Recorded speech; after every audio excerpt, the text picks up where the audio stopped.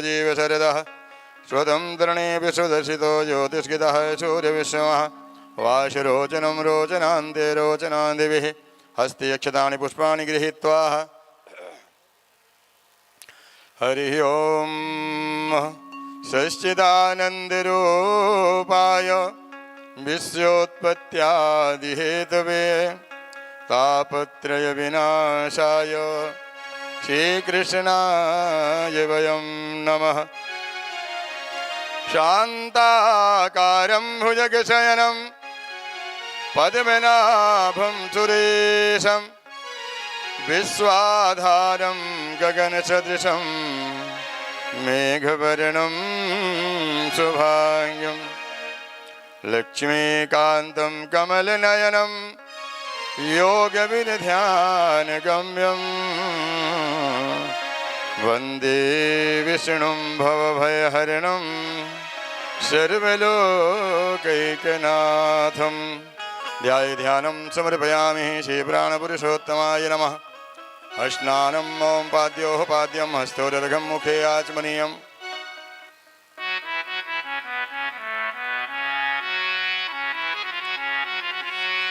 ॐ पाद्योः पाद्यं हस्तोदर्घं मुखे आचमनीयं सर्वाङ्गे स्नानीयं समर्पयामि। स्नानान्ते चन्दनानुलेपनं समर्पयामि। ॐ त्वां गन्धर्वाय खनस्त्वामिन्द्रस्त्वां बृहस्पतिः त्वामोखदे सोमो राजा विद्वानक्षमादिमुच्यतो सर्वोपचारार्थे गन्धाक्षतपुष्पाणि समर्पयामि। पुष्पमाल्यां माल्यादीनि सुगन्धीनि मालत्यादीनि निवे प्रभो मया हितानि पुष्पाणि पूजार्थं प्रतिगृह्यताम्। पुष्पमाल्यां समर्पयामि। पुष्पमालान्ते धूपम् आघ्रापयामि।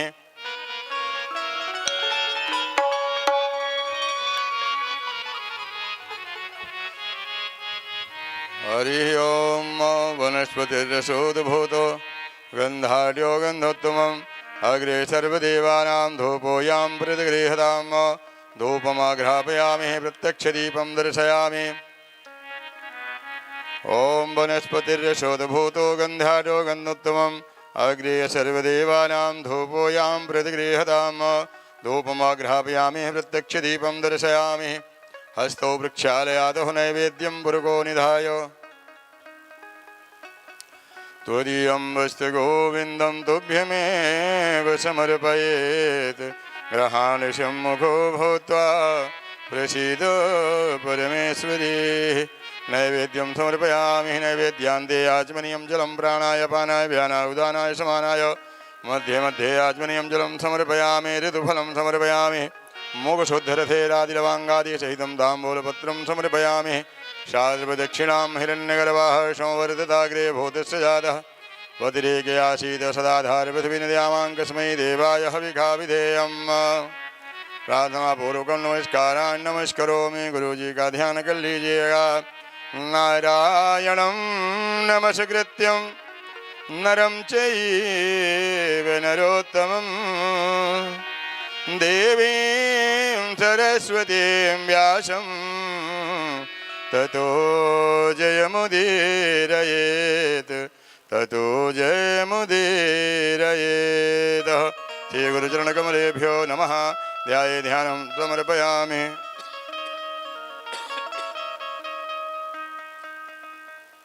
सर्वोपचारार्थे गन्धाक्षतपुष्पाणि समर्पयामि। श्रीगुरुचरणकमलेभ्यो नमः। पुष्पमाल्यां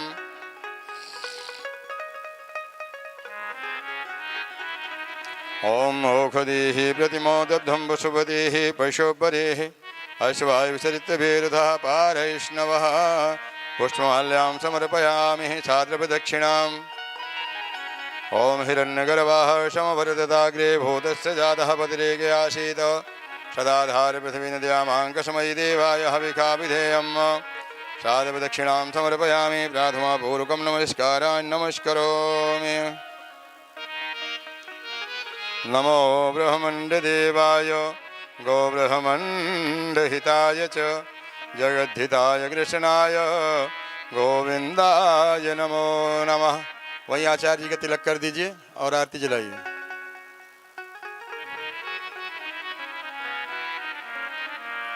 ॐ हरि ओम नमो ब्रह्मण्डदेवाय गोब्रह्मण्डहिताय च जगद्धिताय कृष्णाय गोविन्दाय नमो नमः। देवाधीनं जगत् सर्वं मन्त्राधीनं च देवताः ते मन्त्रा ब्राह्मणाधीनं तस्मात् ब्राह्मण देवताः।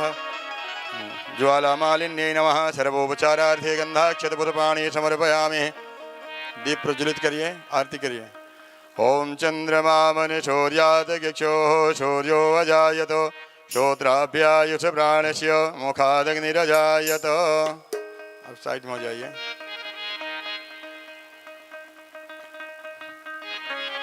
जन्म भूमि जननी की जय हो भारत के हर घर की संवरिया, जय हो राम रघुवर की संवरिया, जय हो राम रघुवर की। आरती श्री रामायण जी की, तीरथ कली तेल नित सिया पी के संवरिया, जय हो राम रघुवर की संवरिया, जय हो राम रघुवर की। गावत ब्रह्मा एक मुनि नारद, वाल्मीकि भी ज्ञान विशारद, सुख सनकादिक सुवर सारद, वरनि पवन सुत कीरत नीति संवरिया, जय हो राम रघुवर की संवरिया, जय हो राम रघुवर की। गावत वेद पुराण अष्ट छयो शास्त्र सब ग्रंथन को रस, मुनि जन धन संतन को सरवश, सारे अंतर्यामक सब देती संवरिया, जय हो राम रघुवर की संवरिया, जय हो राम रघुवर की। संतत शंभु भवानी, प्रगट संभव मुनि विज्ञानी, व्यास आदि कवि वर जब खानी, काग भुसुंड गरुड़ के नीति संवरिया, जय हो राम रघुवर की संवरिया, जय हो राम रघुवर की। तनमन हर निधि से रस पीके, सुभग श्रृंगार मोक्त जुबे देखी, धरन रोग भव भूरि अमीकी, आत्मात्र सब विधि तुलसी की संवरिया, जय हो राम रघुवर की संवरिया, जय हो राम रघुवर की। जन्मभूमि जननी की जय हो भारत के हर घर की संवरिया, जय हो राम रघुवर की संवरिया, जय हो राम रघुवर की। आरती श्री रामायण जी की, तीरथ कली तेल नित सिया पी के संवरिया, जय हो राम रघुवर की संवरिया, जय हो राम रघुवर की। कर्पूर गौरम करुणावतारम, संसार सारम भुजगेन्द्रहारम, सदा वसन्तं हृदयारविन्दे, भवं भवानी सहितं नमामि।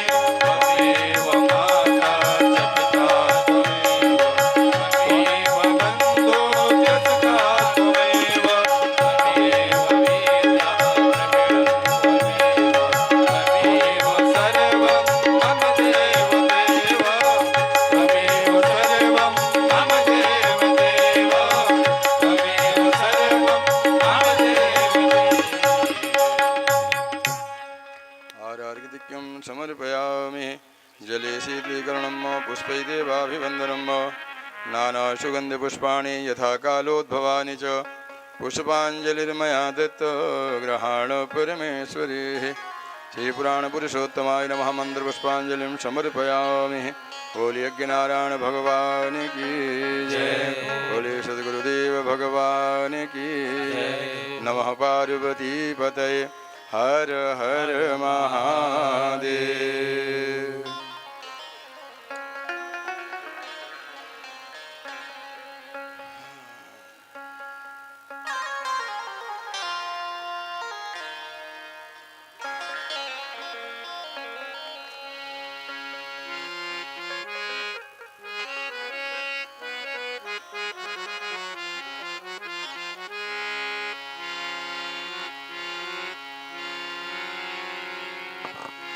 श्री राम जय राम जय जय राम।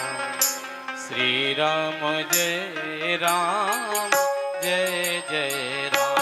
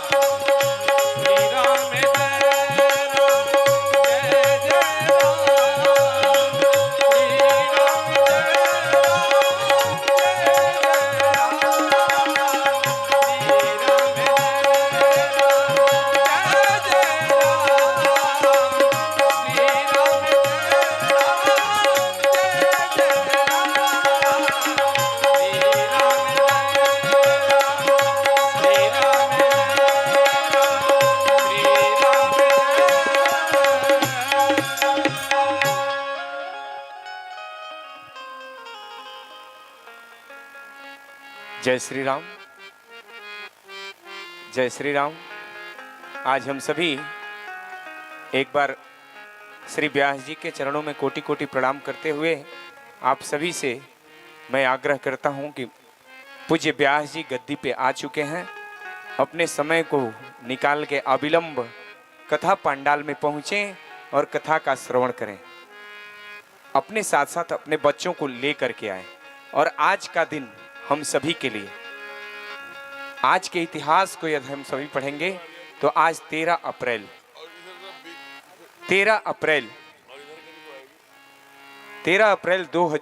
1919 में आज ही के दिन जलियांवाला बाग हत्याकांड हुआ था।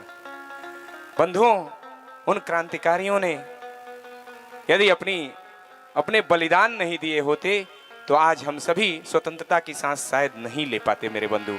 इसलिए जहां भी हैं वहीं से एक बार उन्हें भी नमन करें, ताकि उनके वजह से आज हम इस भारत में स्वतंत्रता की सांस ले रहे हैं मेरे बंधु। इसलिए आज उन्हें भी कोटि कोटि नमन करते हुए एक बार पुनः आप सभी से आग्रह करता हूं, आइए कथा का श्रवण करिए। आज चौथे दिन की कथा प्रारंभ होने जा रही है। और इस मानस रूपी गंगा में आइए हम सभी मिलके एक साथ स्नान करें, ताकि हमारे घरों में भी धर्म के साथ साथ राष्ट्र की रक्षा करने वाले बालकों का उदय हो सके। इसी के साथ मैं यह ध्वनि विस्तारक आपको समर्पित करता हूँ। बहुत बहुत धन्यवाद।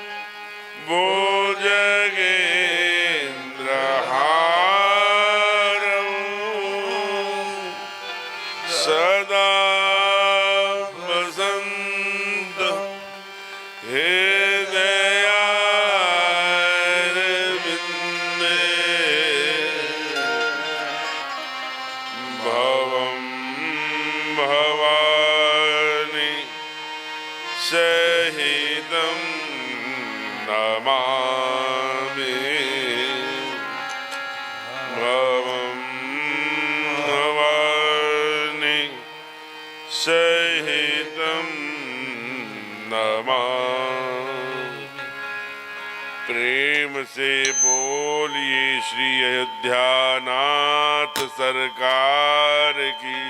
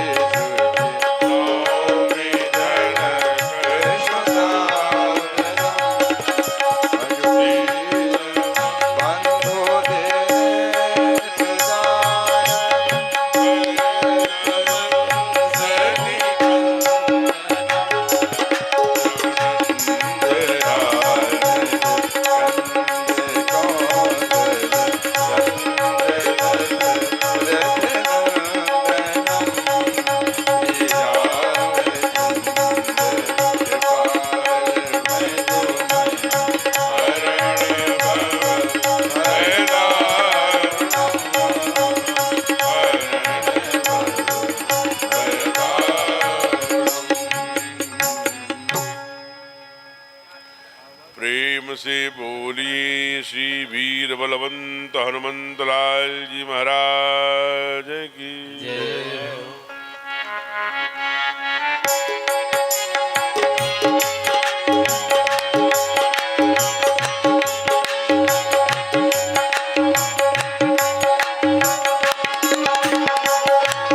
चरण सरोज रज निज मन मुकुर सुधार वरणो रघुबर विमल यश जोदायक फलचारि जान के सुमिरहु पवन कुमार बल बुझ विद्या देहु मुनि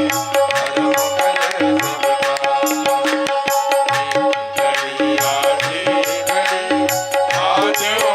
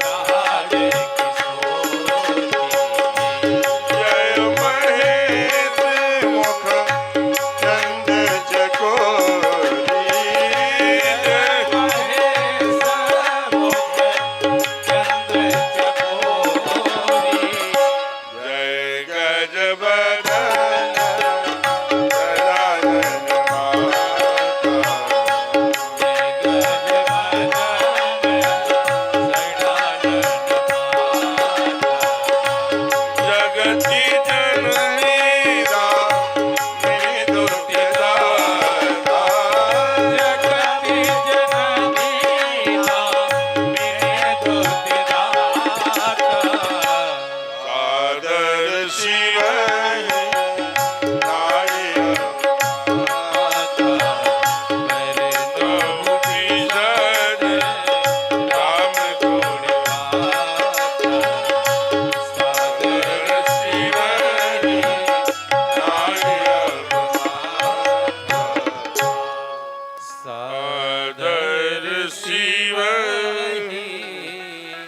नाय अब मान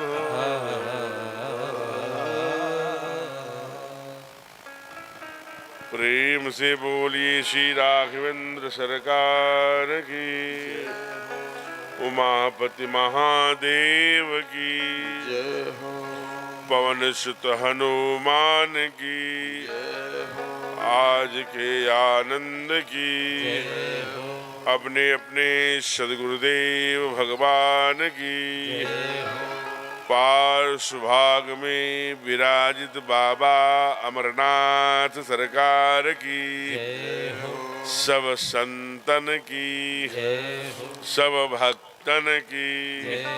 नमः पार्वती पतये हर हर महादेव। नेचर में जैसे आवाज आए बेटा, थोड़ा उठा के हैं। आप जरा साउंड चेक करिएगा कान में लगा के। आइए विराजिए देवी।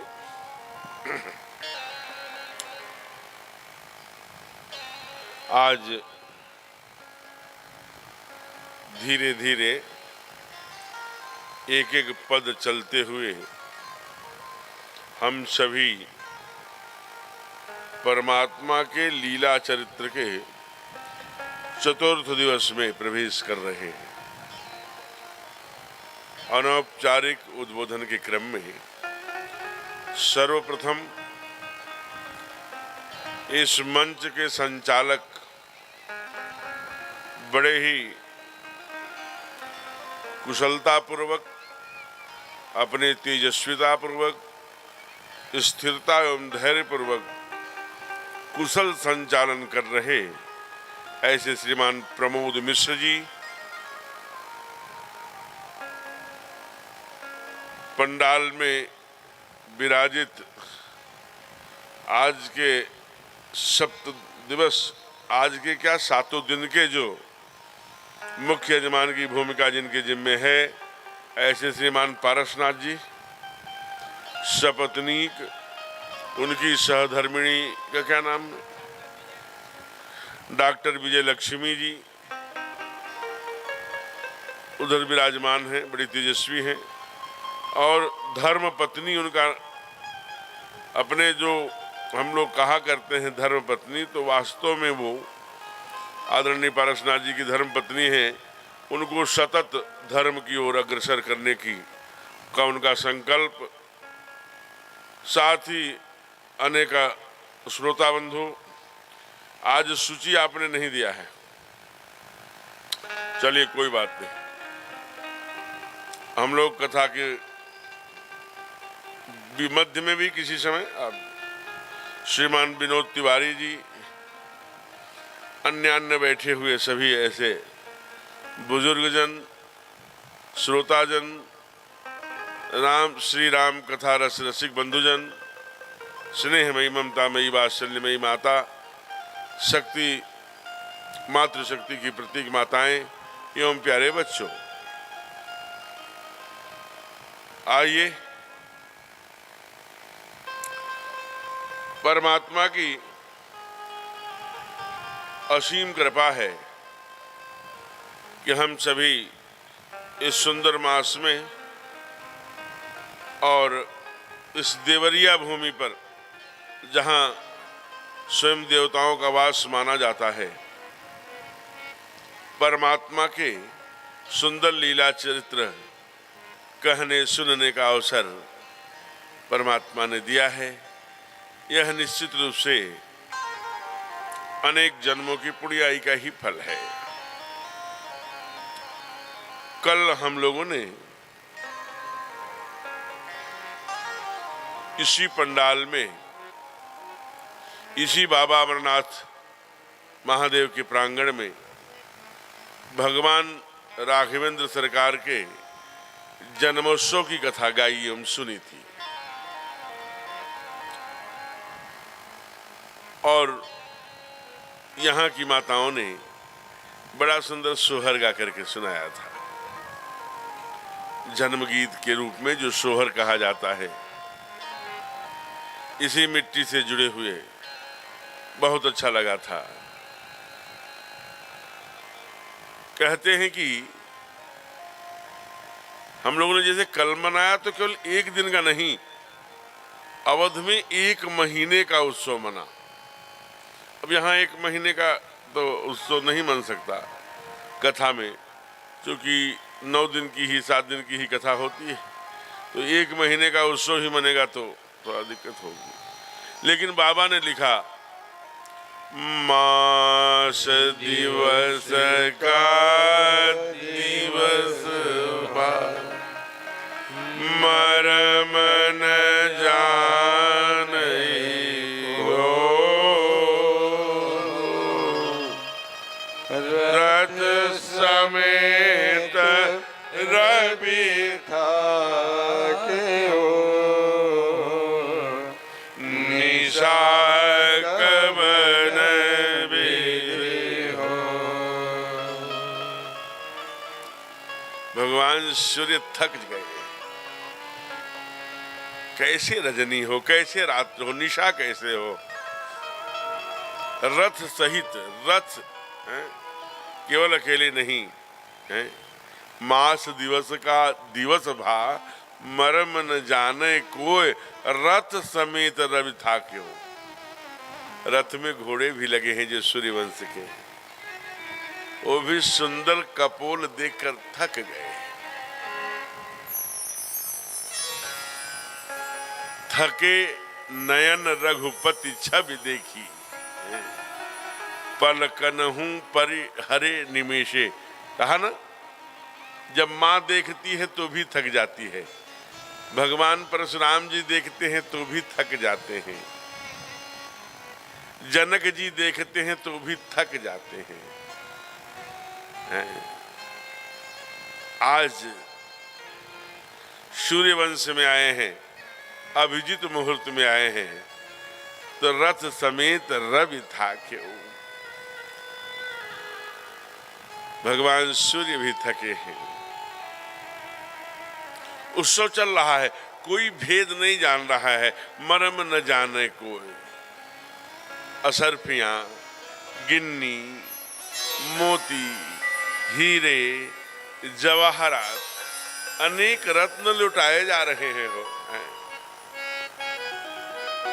कहा महाराज जो लुटाए जा रहे हैं वो किस पे लुटाए जा रहे हैं।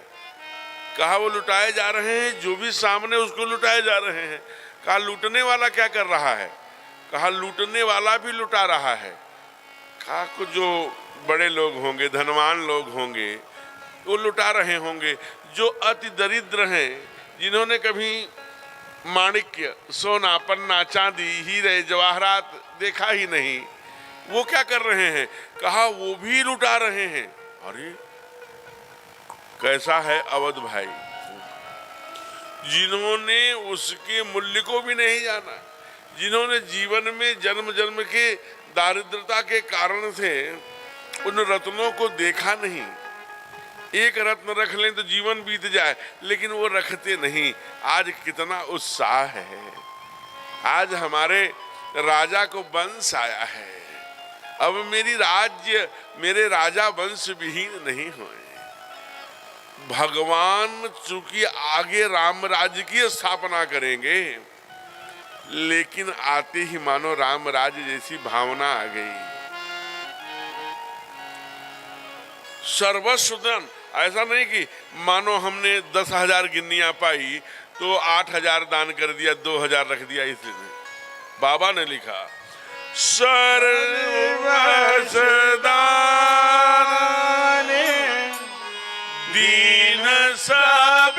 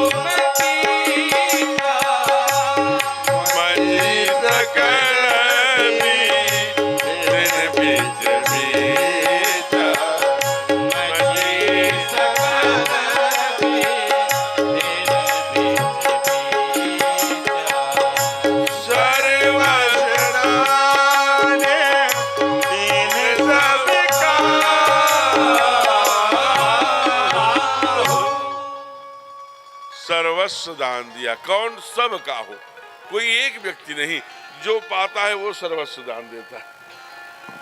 जिन पावा राखा तिनता हूं, वो भी नहीं रख रहा है। क्यों ऐसा है? परमात्मा आया है ना, और परमात्मा जब आता है तो कौन सा सुख हो जाता है? दशरथ पुत्र जन्म सुन कान्हा, मानव ब्रह्मा नंद समान।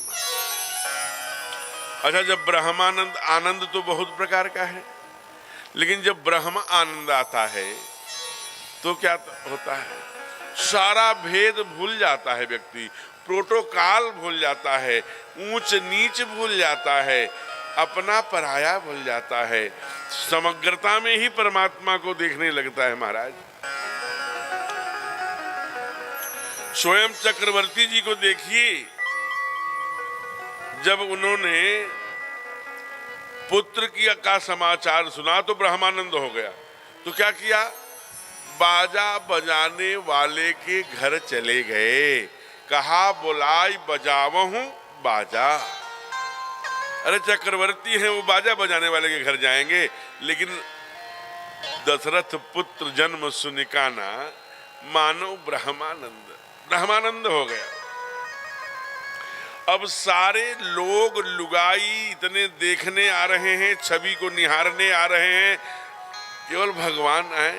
केवल आज चक्रवर्ती जी थोड़ी प्रसन्न हैं, पूरे नगरवासी, पुरवासी, अबाल वृद्ध नर नारी हैं, आज लूटन चलो रे अंगनैया, सारे भाग रहे हैं, लूट रहे हैं, लुटा रहे हैं। कह रहे हैं महाराज, चंदन और कुमकुम तो इतने फेंके गए कि मची सकल बीथिन बिच बीचा, मृग मद चंदन कुमकुम कीचा। चंदन और कुमकुम, ये रोली के तो मानो कीचड़ हो गए, कीचड़। इतने चंदन उड़ाए गए, गुलाल उड़ाए गए, अबीर गुलाए गए कि मची सकल बीथिन माने गलियां, गलियों में कीचड़ हो गया। माताएं पूछती हैं, दीदी आप गई थी? हाँ मैं गई थी। अच्छा कैसे हैं लल्ला जो हुए हैं? बड़े सुंदर हैं। तो बताती क्यों नहीं कितने सुंदर हैं? कहा कैसे बताऊं, ठीक माँ की तरह। जैसे माँ ने कहा ना, गिरान नयन नयन बिन बानी, वैसे सारी पूर्वासी बहनें माताएं कहती हैं, आंखों ने देखा है तो उनको जुबान नहीं है। और जुबान ने तो देखा नहीं, गिरा नयन अनयन बिन बानी, बाणी बता सकती, उसने देखा नहीं, और जो देखा वो बता नहीं सकता। फिर भी कोई चंद्रमा के समान, कोई नीले नीले आभामंड, कोई नीलांबुज श्यामल कोमलांगम, कोई कुछ बताता है। अच्छा ठाकुर कितने सुंदर हैं। ये फोटो लगी है, ऐसे हैं क्या? ये तो हमारे शास्त्रों पुराणों में जो वर्णन हुआ उसकी छवि है ना।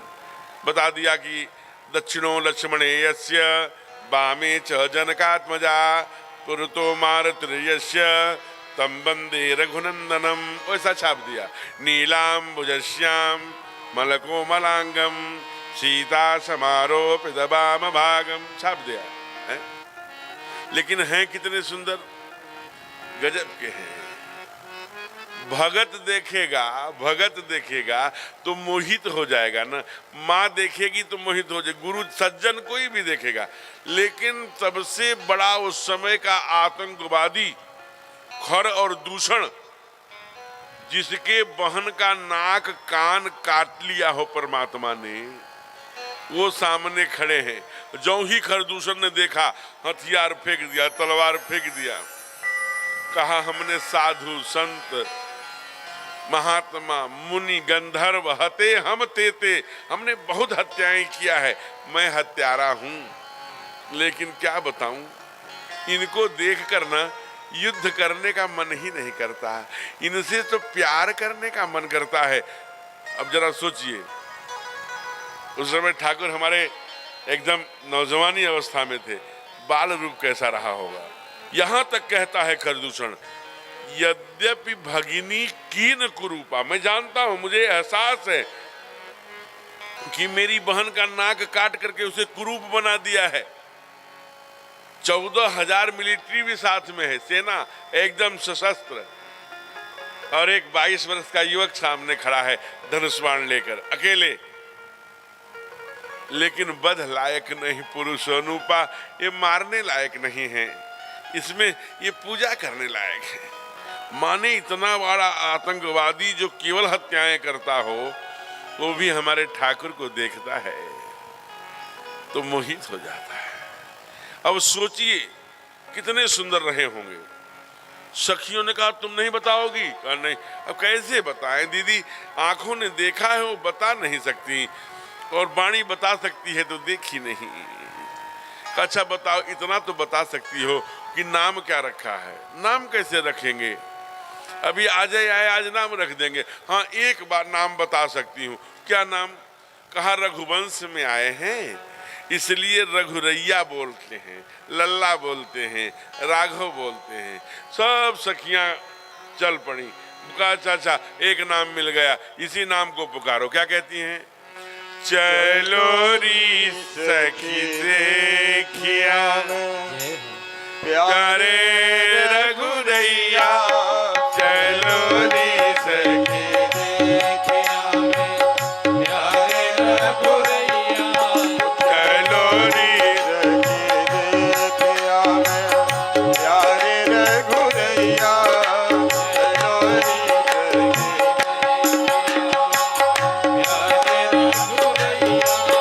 चलो री सखी देखिया प्यारे रघुरैया, प्यारे रघुरैया,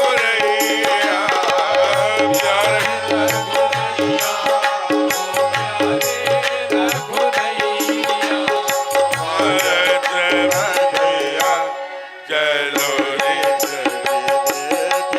चलो री देखिया प्यारे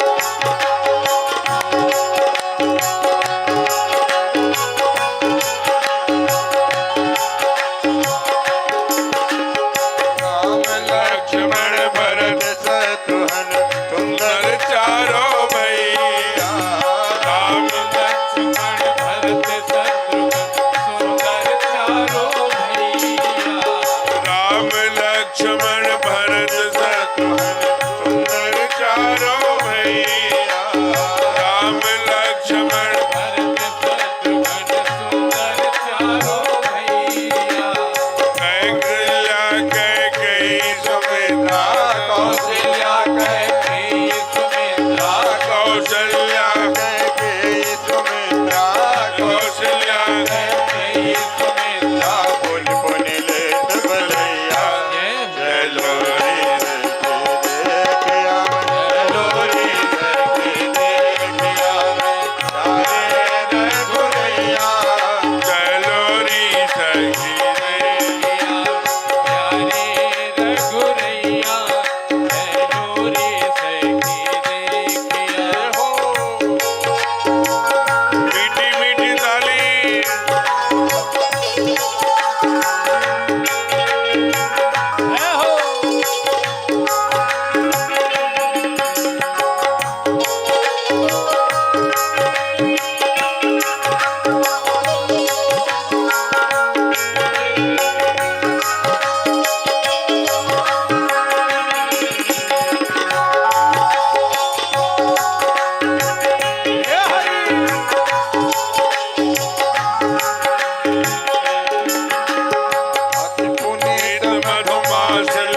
ग्रहवार योग समुदैया।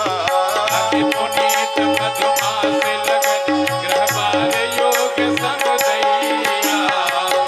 पुनीत मधुमास लगन ग्रहवार योग समुदैया। अति पुनीत मधुमास लगन ग्रहवार योग समुदैया। पंच दिवस में प्रकट भय हैं। दिवस में प्रगट भय पंच दिवस में प्रकट भय हैं।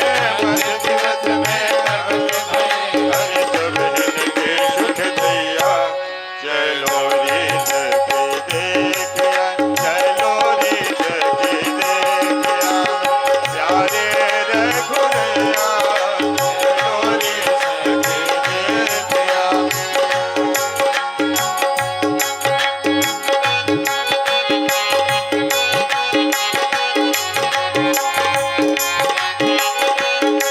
जय जय।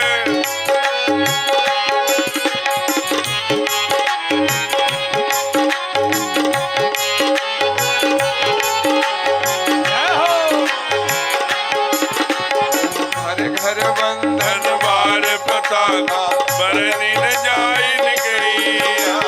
घर घर बंदर बार पताका बरनी न जाए घर घर बंधन वार पताका बरनी न जाइन। कैया घर घर बंदर बार पताका बरनी न जाए पुर नर नारी मगन होई गावे पुर नर नारी मगन होई गावे पुर नर नारी मगन होई गावे पुर नर नारी मगन होई गावे हरि बाजत अनद बधैया चलो रीत की देखिया चलो रीत की देखिया प्यारे रघुरैया चलो रीत की देखिया प्यारे रघुरैया चलो रीत की देखिया प्यारे रघुरैया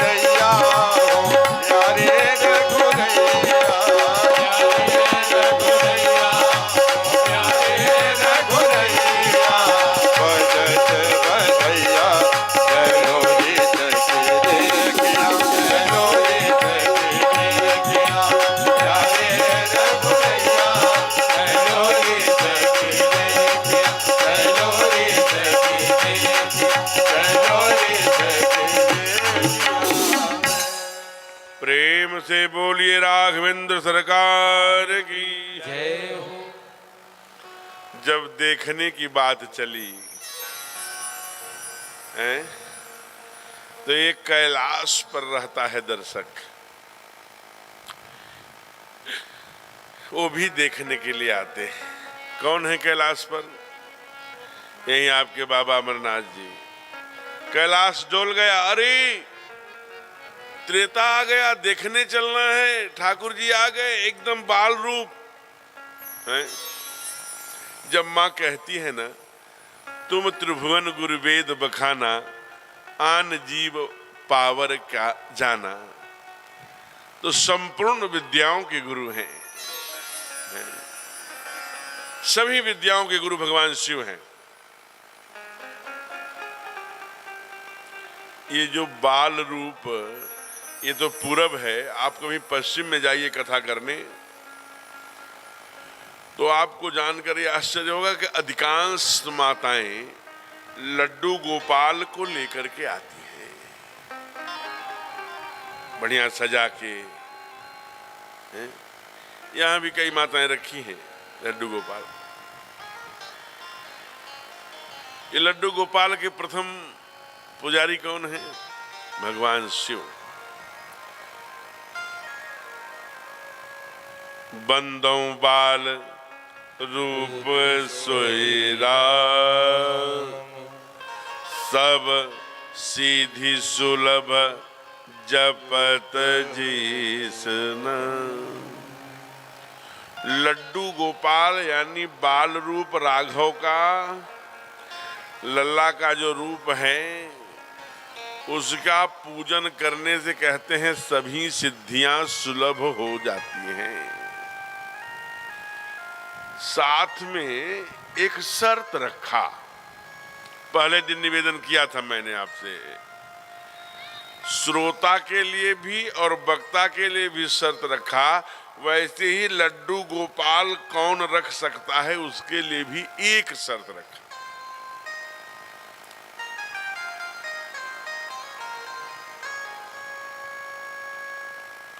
कहते हैं जे प्रेम नर सुनहि जे गावहीं, सुख संपत्ति नाना विधि पावै। जो भगवान की कथा, आदरणीय पारसनाथ जी आप विराजिए। अग्रभाग में बैठने का एक सलूका होता है, आप बैठिए। बच्चे मन के सच्चे उधर उधमबाजी करेंगे, व्यवस्था के और लोग उसकी चिंता करेंगे।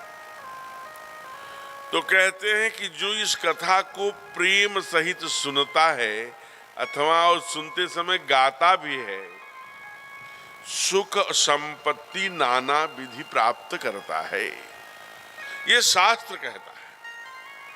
और मैं निवेदन कर रहा हूं, ध्यान से सुनने की आवश्यकता है। शास्त्री झूठा हो सकता है लेकिन शास्त्र झूठा नहीं हुआ करता।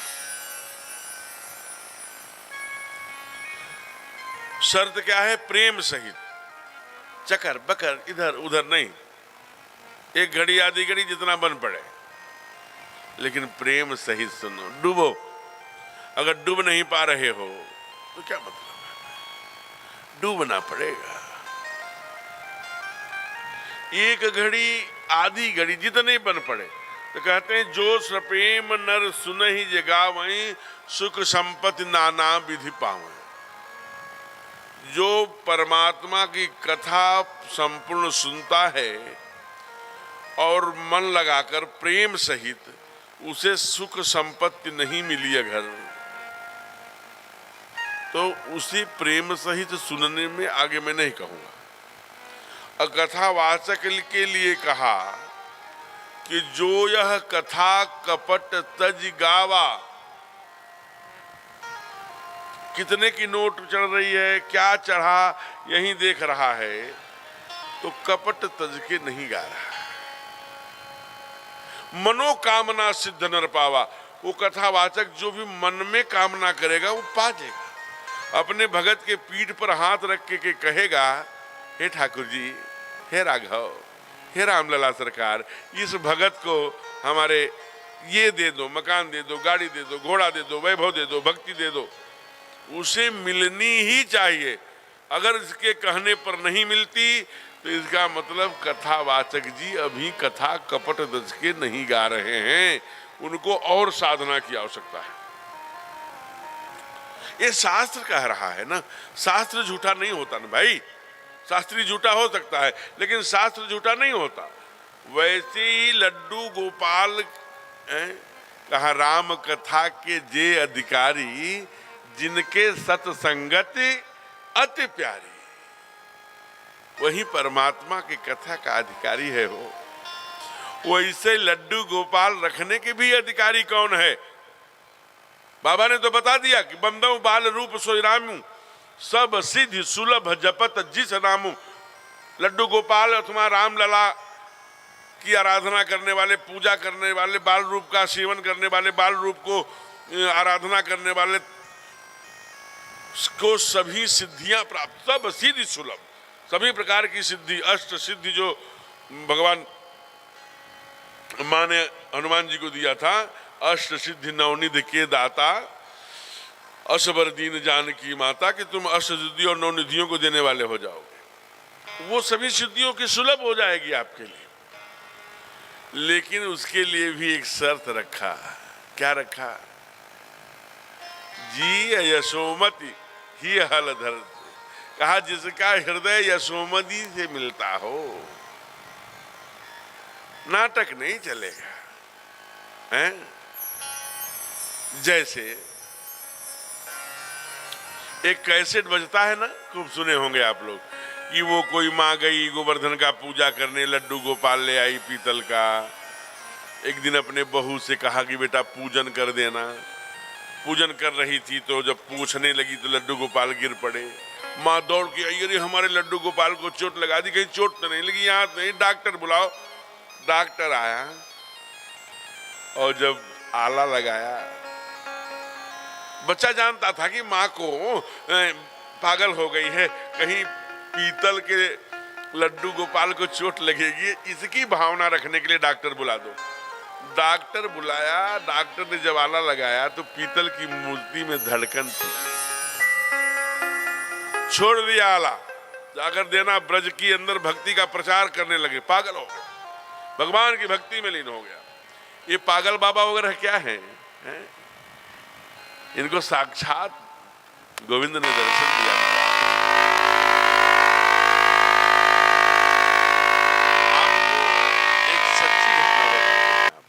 बहुत दिन नहीं हुआ, कल की बात है।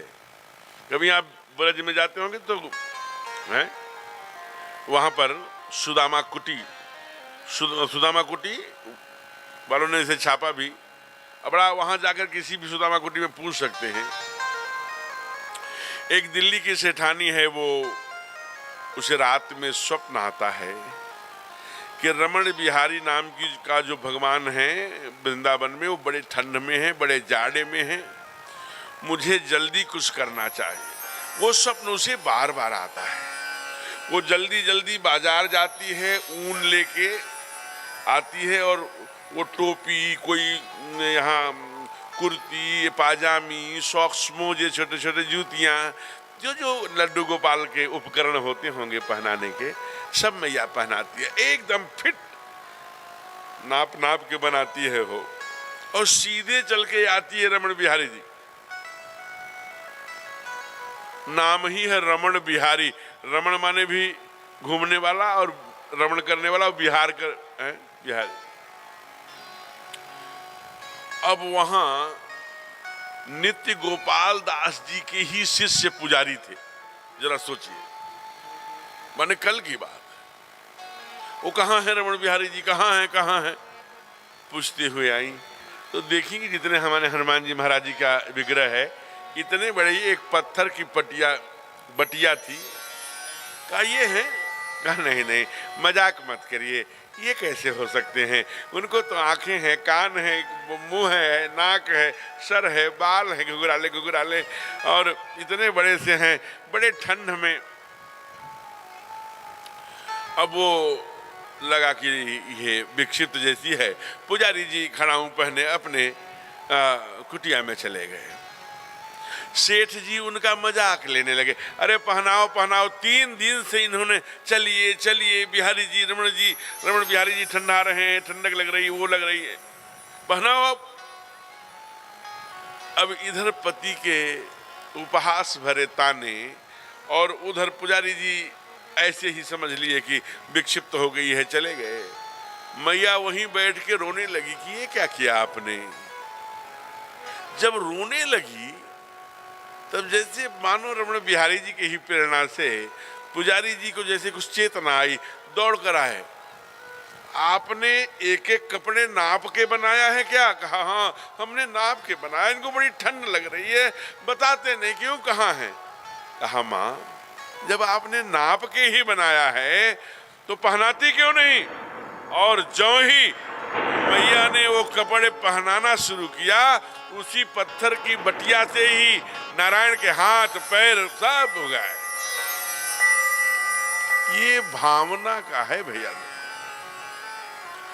इसलिए यशोदा का हृदय चाहिए।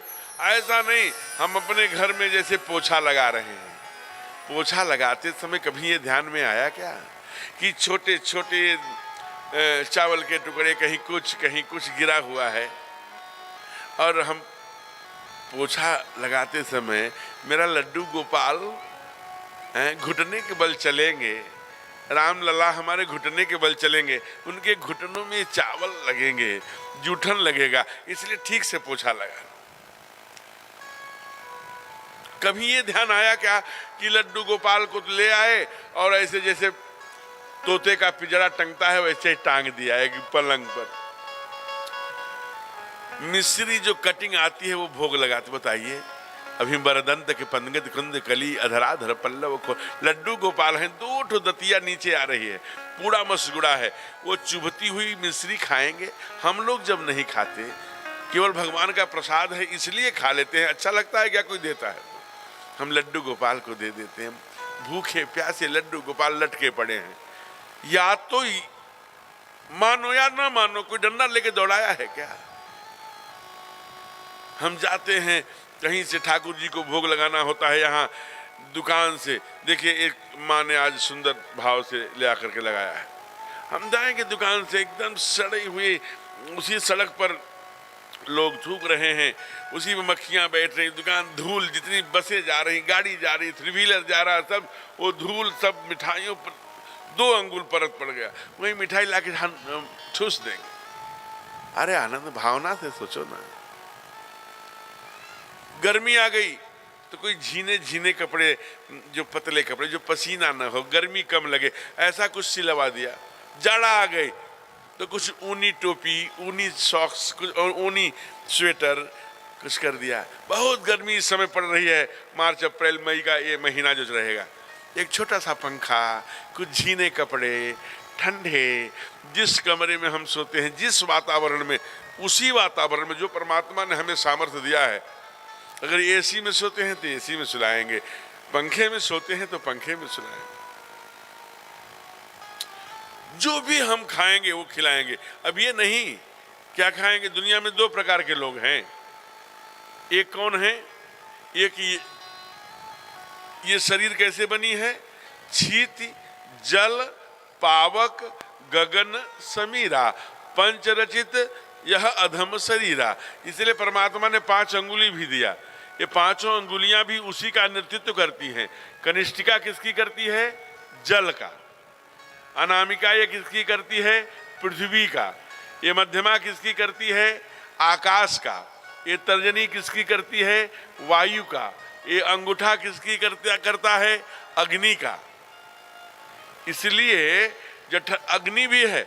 कहाँ है? जठराग्नि ये जलती है। जब जठराग्नि जलती है तो उसमें जो डालेंगे अग्नि में जलता है। हम साकला लेते हैं जौ तिल चावल का, कहते हैं इदम अग्नये स्वाहा, इदम अग्नये इदम न मम, कहते हैं कि नहीं कहते हैं? तो ये तो हवन हुआ। अगर हम अन्न खाते हैं तो हवन होगा, लेकिन जब मांस जाएगा अग्नि में तो लाश जलेगी ना। तो अगर हमारा पेट शमशान घाट है तब तो आप लड्डू गोपाल को मत रखिए। अगर हमारा पेट हवन कुंड है तो जो बन रहा है, दाल चावल भाजी जो भी बना, थोड़ा ठंडा कर लिया। ठाकुर जी की एकदम बहुत कोमल मुख है ना, एकदम गरम गरम नहीं, थोड़ा शीतल करके खिला दिया। सुबह शाम थोड़ा दूध पिला दिया। पति ड्यूटी पे चले गए, बच्चे स्कूल चले गए, सब चले गए, अब मैं अकेली हूं। कोई कपड़ा झीना झीना सा बदल लिया, अभी इसी कपड़े को पहन के खाना बनाई थी, जूठा है, हाथ पैर धुलाई। लड्डू गोपाल जी को उठा लिया, झीना सा कपड़ा, थोड़ा तेल लगा लिया, और अब कोई नहीं है, अकेले में मेरा लड्डू है क्या, मेरा गोपाल। जैसे हम अपने नाती को, अपने पोते को, अपने बच्चे को प्यार करते हैं, कभी किया क्या? महाराज बूढ़े बूढ़ी माताओं के स्तनों से दूध निकल आया है। लड्डू गोपाल ना, आप उस जैसे कहते हैं कि इसका नाक तो इसके बाबा पर पड़ा है, वैसे लड्डू गोपाल को लेकर के प्यार कर रहे हैं, अपने बेडरूम में लेट करके आनंद के साथ हैं।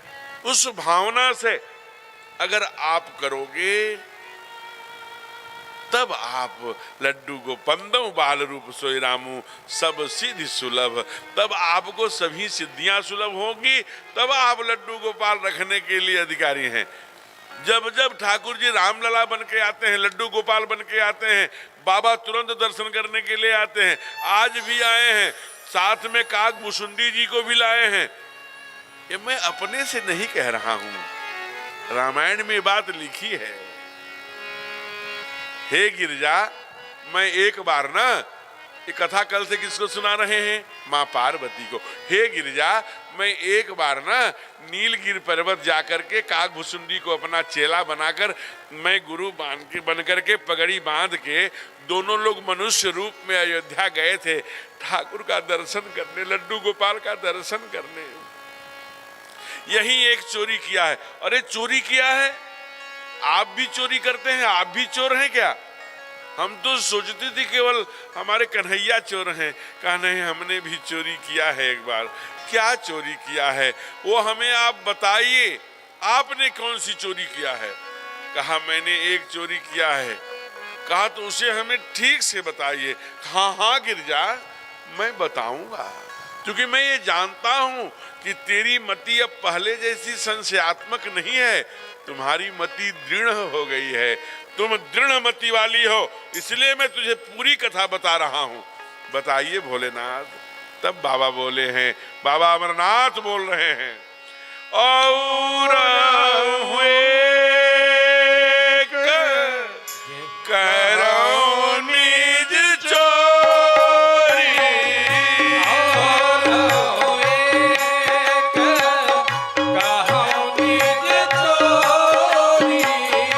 सुनो गिरिजा यति दृढ़ मति तोरी, सुनो गिरिजा यति दृढ़ मति तोरी। कागहु सुनी संग हम दो,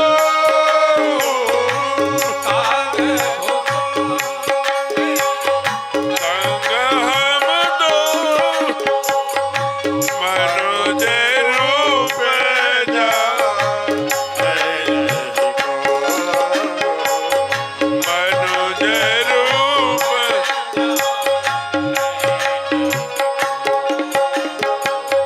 और हुए कहो निज चोरी।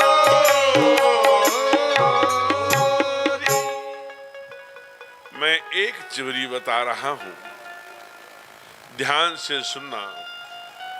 जय हो, जय हो बहन। सुन गिरजा अति दृढ़ मति तोरी, तेरी मति दृढ़ है। हम काकभुसुंडी के साथ मनुज रूप में गए, वहां सिक्योरिटी बहुत ज्यादा टाइट थी, बड़ी सुरक्षा व्यवस्था कड़ी थी, मैं प्रवेश नहीं कर पाया। फिर हमें लगा कि अब मुझे क्या करना चाहिए, जब कोई दुनिया नहीं सुनती है? आसरा इस जहां का मिले ना मिले, मुझको तेरा सहारा सदा चाहिए। इस आधार पर बोल पड़े क्या, अलख निरंजन।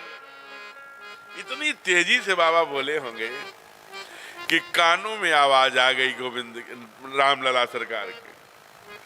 कहा वो ये आवाज तो कैलाश वाले की है, ये तो देवरिया से अमरनाथ सरकार बोल रहे हैं मगरदहा से, इनको बुलवाना चाहिए। आ गए, मन में कुतूहल हो गया।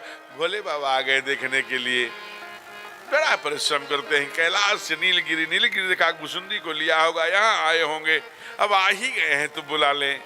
लगता है कहीं से प्रवेश नहीं पा रहे हैं। भोले बाबा ने कहा प्रभु कोई बहाना कर लो, क्योंकि आप एक बार नहीं, आप जब जब त्रेता में आते हैं, द्वापर में आते हैं, जब जब आप आते हैं ना, तब हम आपका दर्शन करने आते हैं। इसलिए मेरी आपके अयोध्या के गलियों को मैं भूला नहीं हूं, इन गलियों का मैं पुराना आशिक हूं और पुराना चाहने वाला हूं। एक एक गलियों से परिचय है हमारे, और हमारे हृदय के तो आप नगीना है प्रभु। आप जानते हैं, अगर ये मैं सच बोल रहा हूं कि आप मेरे हृदय के नगीना हैं और ये गलियों की, अयोध्या की गलियों से मैं पुराना परिचित हूं, तो कोई तरीका करके बुलाइए। भोले बाबा क्या बोले, तेरी गलियों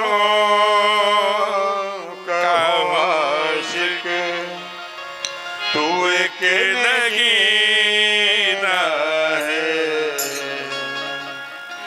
तेरी गलियों का आशिक तू एक नगीना है, तेरी गलियों। जय जय, सबकी ताली पीछे तक।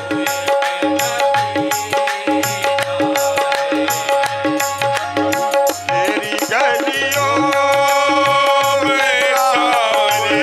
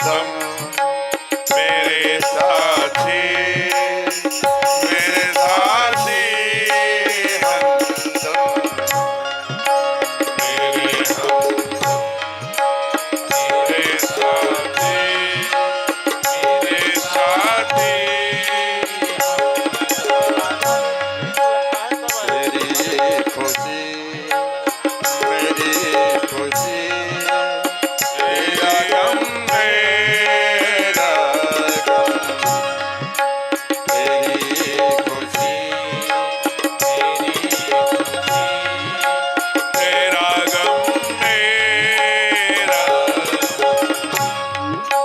तू लहू तू जान है तू लहू है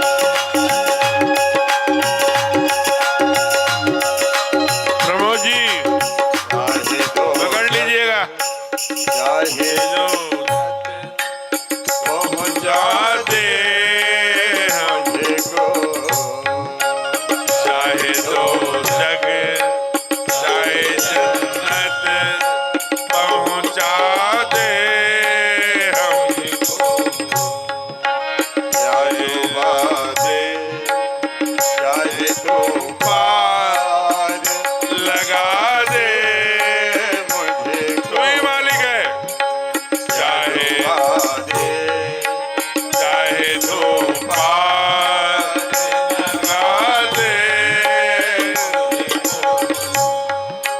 तू ही राधे तू ही माधव तू ही राघव तू ही माधव तू ही मेरा भगवान है आए तेरी गलियों बहुआज पीछे सोफा पर तेरी गलियों बहुआज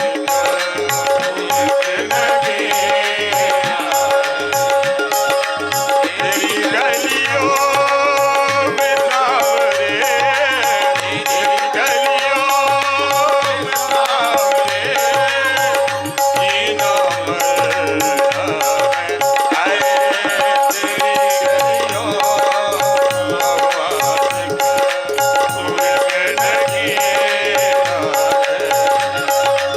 तेरी गलियों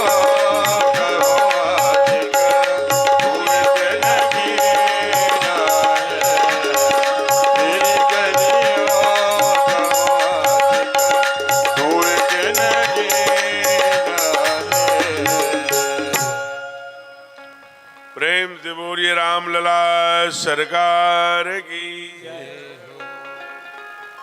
ये मत समझना कि जो उधर सोफे पर बैठ करके आपस में बातचीत करते रहते हैं एकदम पीछे, तो उनका आना बेकार है, उनका भी आना सार्थक है।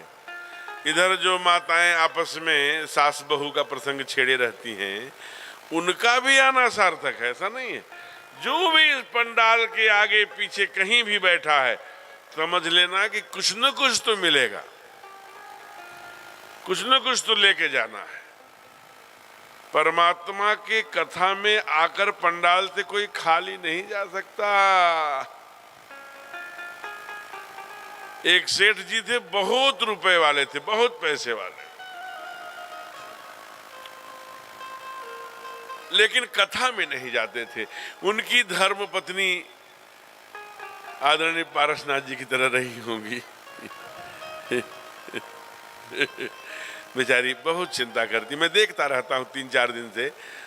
अगर वो थोड़ी छोटी नोट निकालते होंगे तो बहन जी ना और आगे बढ़ो, और ऊपर आओ, और ऊपर आओ, माने निकलवा ही लेती हैं बड़ी वाली नोट। तो इसलिए मैंने देखा इन 4 दिनों में, तब आज चौथे दिन बोल रहा हूँ। तो बड़ी कृपा है आपके ऊपर, आपको साक्षात धर्मपत्नी मिली है, आप समझिए, बड़ी कृपा है। कई जन्मों की पुण्याई के आधार पर जोड़े बनते हैं और ठीक से पति पत्नी का आपसी तालमेल बन जाए, अंडरस्टैंडिंग, आपसी समझ बन जाए, तो साक्षात परमात्मा जो अपना घर है वो साक्षात स्वर्ग बन जाए। जिस घर में कला cut cut cut cut cut cut cut cut cut cut cut cut cut cut cut cut. एक पंडित जी थे, अच्छा हमारे शुक्ला जी कहते हैं जो भी महाराज जी आप कथा कहते हैं तो पंडित जी की बात कहते हैं, कोई सेठ जी पे कह दिया करो, मैंने हम कहें। तो पंडित जी थे, तो पंडितानी से लड़ने बैठे। अब वो बेचारे कथा वार्ता करते थे, सत्यनारायण की कथा, कथा वाचन, सब जो भी मिल जाए कर लेते थे। गांव के बाहर एक मंदिर था, उस मंदिर में इधर उधर कुछ भी भजन वजन करना।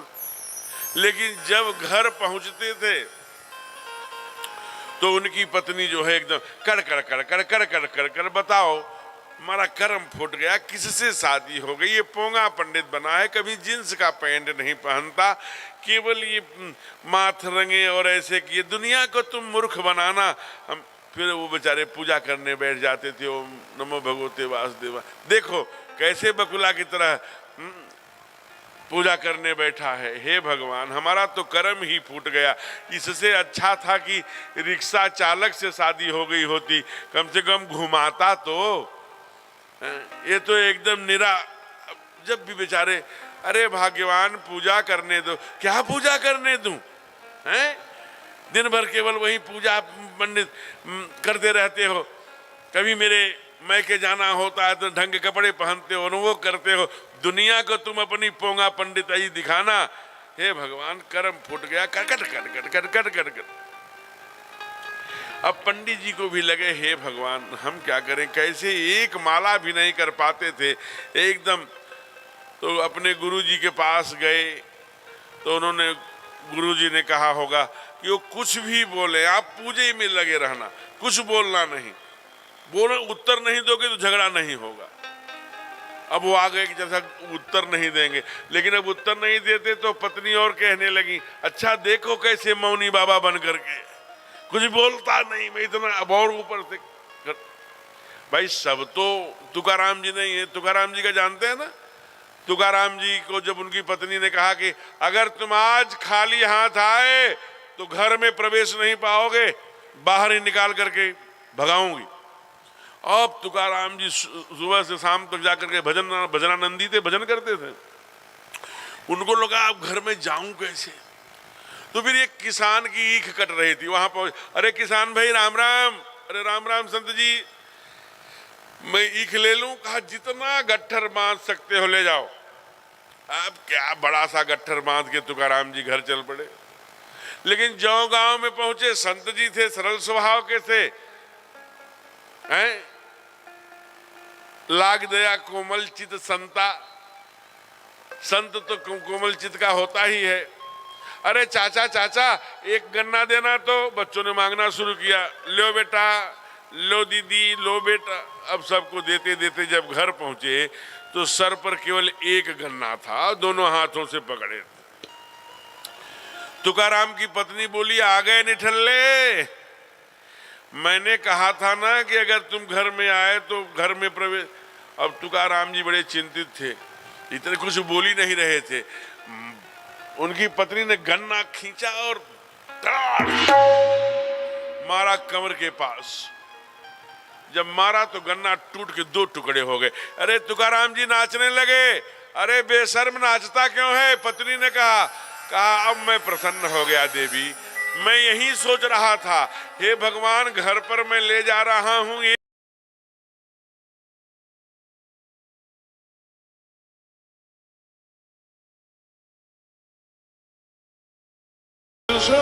और एक। अब देखिए संत स्वभाव तो ऐसा है, लेकिन ये तो बेचारे पंडित जी थे, जब कर कर कर कर कर कर कर कर कर कर कर कर दिन भर लड़े।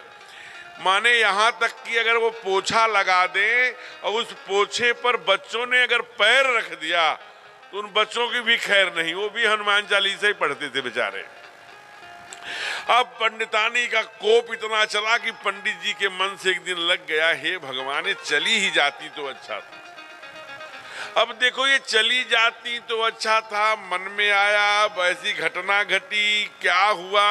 अच्छा आजकल तो केवल अगर आपको जल्दी जाना है तो मोटापा बढ़ाइए, मोटापा बढ़ गया तो अब आप चारपाई बने खड़ा, क्या हुआ? कहा हार्ट अटैक हो गया, बड़े अच्छे थे, चलते फिरते चले जाएंगे। तो वैसे ही एक दिन पंडितानी थोड़ी स्वस्थ थी, उनकी हृदय गति रुक गई, डॉक्टर को बुलाया, देखो न, जब नब्ज देखा तो कहा अब तुम्हारी पत्नी नहीं रही, पंडितानी चली गई। हो अब दुनिया को दिखाना था, हाय पंडितानी चली गई है, पंडितानी चली गई। चाहे कुछ भी हो जाए, पंडितानी थी तो बेचारी हमारी पत्नी ही, इसलिए हमारा फर्ज बनता है कि उनको मोक्ष मिलना चाहिए। और हम ये जानते हैं कि शास्त्र में लिखा है कि मोक्ष काशी में मिला करता है, इसलिए मैं काशी लेकर के जाऊंगा। काशी लेकर चल पड़े। मोक्षदायिनी काशी में जब पहुंचे सब लोग आ गए। पंडित जी कहाँ गए? पंडित जी बाल मुड़वाए आगे आगे वो लिए जो मिट्टी का कलश और रस्सी में बोल रहे थे, राम नाम सत्य है, सबकी यही गत्य है, राम नाम सत्य। चले जा रहे थे जल्दी जल्दी, लेकिन संयोग देखिए ऐसा, जैसा प्रमोद जी ये जो खंभा है, बड़ी सकरी गली है वो मणिकर्णिका की, जब आप कचौड़ी गली से नीचे जाएंगे तो, और जो ही वहां से गई वो मृत्युशैया एक खंभे में लड़ी, और लड़ते ही पंडितानी की गति चल पड़ी, बैठ गई चिता पर। अरे कहाँ ले जा रहे हो? हमें जलाने ले जा रहे हो क्या? अब पंडित जी तो कांपे ने जब एकदम से हाथ जोड़कर बोले, मेरा कुछ दोष नहीं है, मैं पांव पड़ रहा हूं, मेरा कुछ दोष नहीं, गोड़ लगता नहीं, हमारा कोनो गलती ना बा। देवरिया वाले की तरह बोले। क्या हो गई? कहा डॉक्टर बतौले ना। क्या बताए? कहा डॉक्टर ने नब्ज देख करके बताया है कि ये प्राण नहीं है, मेरी कोई गलती नहीं है, चल घर बताती हूं। अब घर आए पंडित जी, क्या फिर एक बात और जुड़ गई लड़ाई में। अरे चुप रहो, तुम वही न हो तो जो मुझे जिंदा जलवाने ले जा रहे थे। अब बेचारे क्या करें, अब घर में कभी कभी जाएं, डरे दबके रहें, जो पंडितानी कहें वही करें, कांपते रहें। इतने कांप, मतलब अब आप सोचिए कि अच्छा कोई अमर बन के तो आएगा नहीं। एक दिन सचमुच में पंडितानी चली गई, उम्र हो गई तो चली गई। पंडित जी इतने भयभीत हैं, कहा कि फिर भी हमारी पत्नी है, मोक्षय दिलवाएंगे, ले चलेंगे काशी। काशी ले गए। राम नाम सत्य है, सबकी यही गत्य है। लोगों ने कहा, अरे पंडित जी कहाँ गए? कहा देखो तो पंडित जी कहाँ हैं। पंडित जी एकदम आगे, बाल छिलवाए, वहीं लिए मिट्टी का कलश और रस्सी पकड़े जिसमें से धुआं उठता रहता। और ये वो पंडित जी पता नहीं क्या बोल रहे हैं, ये नहीं बोल रहे हैं सबकी यही गत्य, फिर क्या बोल रहे हैं? ए पंडित जी नजदीक आके बोलिए। सब लोग बोल रहे थे राम नाम सत्य है। पंडित जी बोल रहे थे खंभा बचा के, खंभा बचा के। बेचारे डर रहे थे कि अगर खंभा से लड़ी तो फिर बैठ जाएगी। ले गए वहां, संस्कार किया, और संस्कार करने के बाद जो ही संस्कार, हमारे यहाँ आपके यहाँ सबके यहाँ एक पद्धति है, कहीं कहीं तिनका तोड़ के फेंक देते हैं, कहीं कहीं नीम की पत्ती की लो शरीर। अब आज से शरीर का रिश्ता खत्म, क्योंकि शरीर जल गया आपके सामने, और आत्मा परमात्मा में आज से रिश्ता खत्म। जो ही नीम की पत्ती तोड़ के फेंके, लौटते हुए उसी समय कड़ कड़ कड़ कड़ कड़ कड़ बिजली चमकने लगी, पानी बरसने लगा। अरे भागो, पानी बरस रहा। नहीं नहीं नहीं, रुक जाओ। जो प्रवाह करने गए थे, जलाने गए, कहा रुकना 1 मिनट। कहाँ जा रहे हो? कहा मैं प्रणाम करने जा रहा हूँ चिता को। अब क्यों प्रणाम कर रहे हो? अब तो वो चली गई। कहा नहीं, गारंटी है कि स्वर्ग में पहुंची है। कैसे पता लगा? कहा यहाँ भी कड़कड़ कड़कड़ करती रहती है थी, और वहां भी कड़कड़ कड़कड़ कर रही हैं, वहां भी गरज रही हैं, यहाँ भी गरजती थी और वहां भी। तो ये प्रेम नहीं चाहिए पति पत्नी का। पति पत्नी का प्रेम जैसा भाई साहब का है, ऐसा। तो इसलिए मैं कह रहा था कि जो सोफे पर बैठे हैं वो भी, अगर वो भी यहाँ बैठे हैं तो कुछ न कुछ लेके जाएंगे। तो मैं बता रहा था ना कि सेठ जी थे, कथा में नहीं जाते थे, तो उनकी धर्म पत्नी थी। ये तो प्रसंग आ गया तो मैंने बता दिया। तो उनकी धर्म पत्नी थी, रोज कहती थी जी एक दिन चले जाओ। ये पुजारी जी और पारसनाथ जी और यहाँ मगरहा के सभी सेठ लोग मिल करके, वो बेचारे जो मेडिकल स्टोर वाले हैं कल आए थे, प्रमोद जी, सभी लोगों के सहयोग से, यहाँ के बुजुर्गों के आशीर्वाद से, बाबा अमरनाथ जी की कृपा से बड़ी सुंदर कथा हो रही है, चले जाओ। अब रोज कहती थी चले जाओ चले जाओ, लेकिन अरे कहाँ जाएंगे, कैसे जाएंगे, कभी गए नहीं हैं कथा में। कहा कोई बात नहीं, मेरे कहने से एक दिन चले जाओ। देखिए ये धर्म पत्नी है। अंत में हट करके अपने पति को कथा में भेज ही दिया। अब जब पति जी कथा में आए, अब इतने बड़े सेठ थे, समिति वाले सोचेंगे ओहो सेठ जी आए हैं, अब तो इनसे चंदा लिया जाएगा और कथा भी ठीक हो जाएगी। सोफा पर बैठाया उनको, वहां किनारे सोफा लगा ही था। अब इतना किनारे पर सोफा लगा था, कौन देख रहा है कि वो सेठ जी सो रहे हैं कि जग रहे हैं। सोफा पर बैठे, बढ़िया पंखा लगा था, गहरी नींद आ गई। बस उनको इतना याद था कि जब वो पहुंचे थे तो लोगों ने कहा था आइए आइए, बैठिए बैठिए। फिर जब उठे तो सब जा चुके थे, और जो यजमान थे आदरणीय पारसनाथ जी की तरह, उन्होंने कहा अरे कथा खत्म हो गई, अब जाइए जाइए। आ गए घर। पत्नी ने पूछा अरे कुछ कथा वथा सुने? कहा हाँ सुने। कहा कुछ हमको भी बताइए प्राणनाथ, क्या सुने? कहा कुछ नहीं, 3 शब्द सुने। क्या सुने? कहा आइए आइए, बैठिए बैठिए, जाइए जाइए। पत्नी समझ गई कि वहां भी गए और ये सो गए। लेकिन पत्नी भी बड़ी धर्मवान थी, बड़ी चालाक, बड़ी बुद्धिमान थी। कहा ओहो बहुत 3 बात, कोई कोई तो कथा में जाता है 1 बात याद नहीं रहती, आपको 3 बात याद है ना, अब इसी का मनन करिए, इसी में भगवान आपको कोई न कोई रास्ता दिखाएंगे। अब ये जहाँ चलते हैं आइए आइए, बैठिए बैठिए, जाइए जाइए, आइए आइए, बैठिए बैठिए, अरे जाइए जाइए, अब यही कहते रहते। अब ये सोने में जागने में बड़बड़ाने लगे, आइए आइए, बैठिए बैठिए, जाइए जाइए। संयोग था कि अभी 4-5 दिन ही नहीं बीता था, भाई उस पूरे नगर के सबसे बड़े धन्ना सेठ थे और कहीं से सेंध लगाकर बहुत बड़ा डाकू इनके घर में प्रवेश कर गया। ज्यों ही अब जो सबसे बड़ी अलमारी थी जिसमें गिन्नी असरफियां और पुराने पैसे, नए पैसे सब रखे रहते थे, उसी में सेठ जी सोते थे। ज्यों ही गेट में पहला पैर रखा होगा डाकू, वैसे ही बोले आइए आइए आइए। डाकू को लगा अरे सेठ जग रहा है, क्या कह रहा, आइए आइए आइए।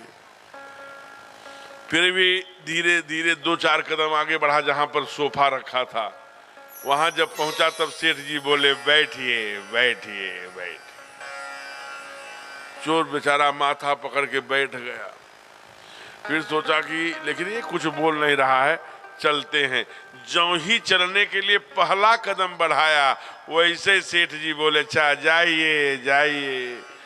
इतना सुनते ही चोर दौड़ करके सेठ जी के पैरों में गिर पड़ा। कहा भैया अब तो आप पहचान ही लिए हैं, आपके चरणों में प्रार्थना है किसी से कहिएगा मत। ये देखिए मैं कई लाख रुपए चोरी करके ला रहा हूँ, पीठ में रखा था, ये भी मैं आपको दे रहा हूँ, किसी से कहना मत। कहा नहीं कहेंगे। और जब ये आवाज सुनकर सेठानी जगी, सब देखा। कहा क्या हुआ? कहा धन्य हो देवी, तुमने मुझे कथा में भेजा और मैं वहां से ये मंत्र लेके आया, आइए आइए, बैठिए बैठिए, जाइए जाइए। ये 6वें दिन में सिद्ध हो गया और इसका असर दिखने लगा। पूरा दृष्टांत बताया। इसलिए कथा से कुछ लेकर जाओगे अच्छी जगह से तो वो काम ही आएगा। आज बाबा आए हैं और पुकार रहे हैं हमें बुलाइए। अलख निरंजन, लल्ला के कानों में आवाज गई। सोचे मैं क्या करूं क्या करूं क्या करूं, कैसे बुलाऊं, तो अपने को नजर लगवा बैठे हैं। मुंह में न कुछ भी नहीं लेते, माँ का भी दूध नहीं पीते, रोते हैं, पैर पटकते हैं, हाथ पटकते हैं, आंसू बहाते हैं। माँ को लगा ये क्या हो गया। मैया बड़ी सीधी सादी है ना। मैया कहाँ की है? छत्तीसगढ़ की। कभी आप जाना, बिलासपुर से लगभग 30-35 किलोमीटर दूर स्थान है वो चंद्रखुरी, जहां आज भी कौशल्या मैया की 6.5 फीट की विग्रह है। बड़ी सीधी सादी। यशोदा मैया रहती थी तब गोविंद को नजर लग जाती थी तब। बड़ा प्यारा वहां का भजन है, गाएंगे नहीं क्योंकि अपनी कथा को जरा आगे बढ़ाना है। काहूसी ने मार दियो री टोना, मेरा मचलो श्याम सलोना, और गाली देने बैठ जाती थी। देखो अपने 10-10 करके बैठी हैं, हमको बुढ़ापे में एक छोटो सा लल्ला भयो, सो इन ब्रजवासिन से नहीं देखे जा रहे हो। माने ऐसी गालियां देती थी और ब्रज में देती थी, ब्रज भाषा में। यशोदा मैया तो गुरुदेव के पास पहुंची, कौशल्या मैया कहा है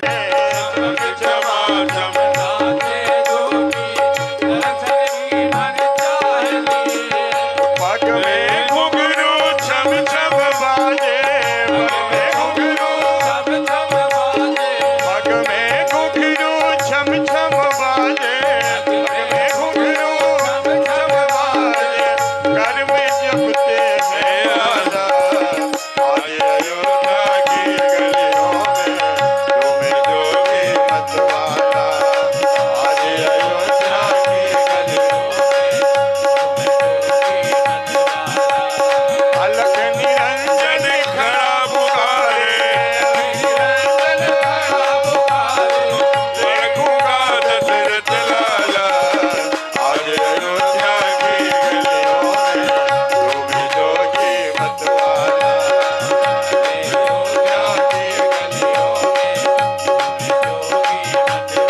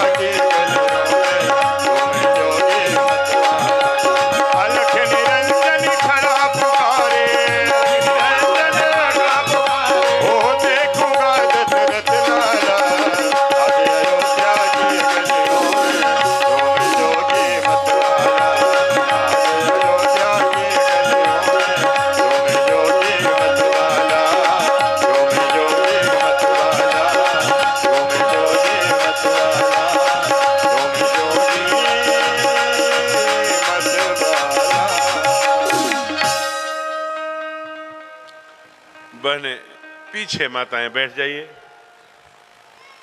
चलिए आइए, जय जय हो।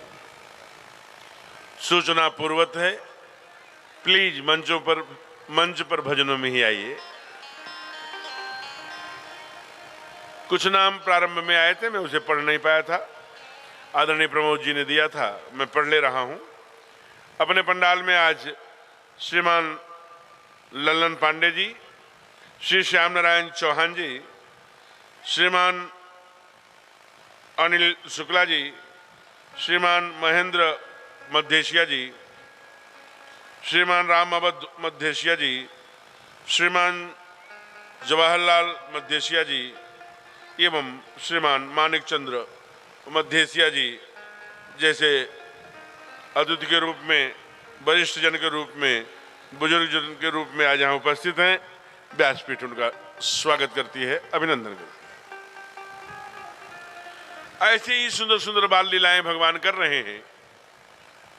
एक दिन रानियों ने कहा अपने चक्रवर्ती जी महाराज से, हे राजा, रघुरैया रघुरैया कहते रहेंगे कि इनका कोई नाम भी होगा? लो, राजा क्या बोले होंगे? राजा ने कहा नाम तो होगा लेकिन मैं नहीं रखूंगा। क्यों क्यों लल्ला, क्यों? आजकल की तरह नहीं, क्या इधर पंखा लगा है क्या? इधर क्यों बैठना चाहते हैं?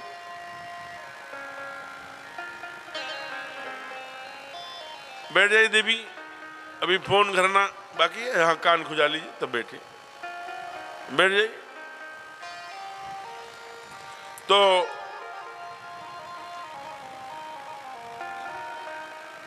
आपको कहा कि नहीं, जैसे आज गर्भ में बेटा आता है और जो भी बेटा हुआ तो कहते हैं कि अरे इसका नाम ना इसकी मौसिया बुआ रखेंगी, चिंटू कुमार।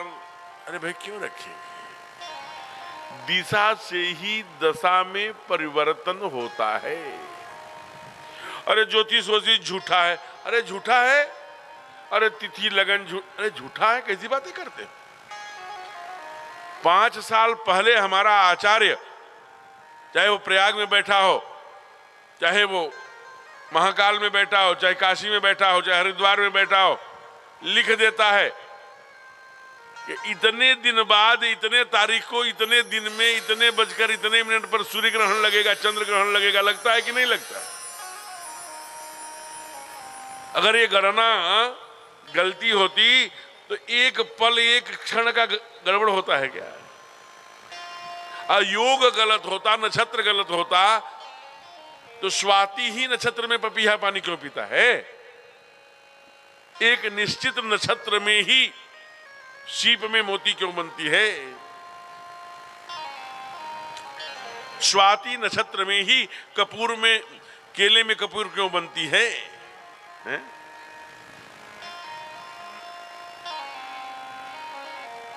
हथिया नक्षत्र में ही मच्छर क्यों मरते हैं? बहुत नक्षत्र हैं। अगर नक्षत्रों का, इसलिए अपने बेटे को नक्षत्र के आधार पर, ग्रह के आधार पर, तिथिवार के आधार पर नाम। आपका बेटा सिंह है, सिंह राशि वाला, आपने रख दिया वृषभ, जीवन भर बकरी की तरह, बैल की तरह डरता रहेगा? विवेकानंद ने यही तो कहा कि दिशा से ही दशा में परिवर्तन होता है। नाम के साथ उसके गुण का स्वभाव, प्रभाव सब शुरू होता है। इसलिए राज चक्रवर्ती जी ने कहा कि मैं नाम अपने मन से नहीं रखूंगा, हमारे गुरुदेव रखेंगे। गुरुदेव के पास गए, गुरुदेव मेरे बच्चों का नामकरण करिए। गुरुदेव ने कहा कि बेटा चक्रवर्ती, हे राजन, आपके पुत्र तो इनके नाम अनेक अनूपा, इनके तो अनेक नाम हैं, लेकिन शास्त्र के आधार पर, वेद के अलावा अपने मति के आधार पर, विद्वता के आधार पर मैं इनके ग्रहवार तिथि सब लिखा हूं, मैं इनका नाम रखता हूं। ध्यान से सुनिए, 4 चौपाई और 1 दोहे में नामकरण है। बालकांड दोहा क्रमांक 196 से 197 के बीच। जो रोज इन चौपाइयों को पढ़ेगा, ये व्यासपीठ बोल रही है, जो रोज इन चौपाइयों को पढ़ेगा वो आनंद में रहेगा, उसके घर में अन्न का भंडारण, धन का भंडारण कमी नहीं होगी, शत्रु उसका कुछ बिगाड़ नहीं पाएंगे, समाज में यश और प्रतिष्ठा प्राप्त करेगा। कहा कैसे? अभी मैं आपको बताऊंगा, पहले इसे गा लीजिए। जो आनंद सिंधु सुखदासी, जो आनंद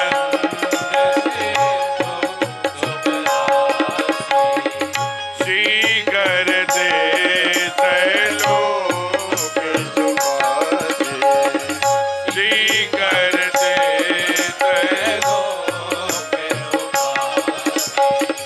तो सुख धाम राम अति नामा, सुख धाम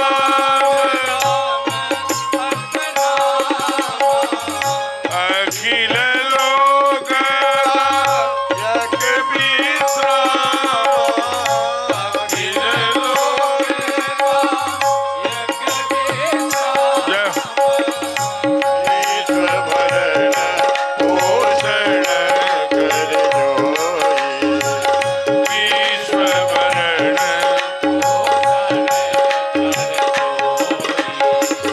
ताकर नाम भरत यश होई, ताकर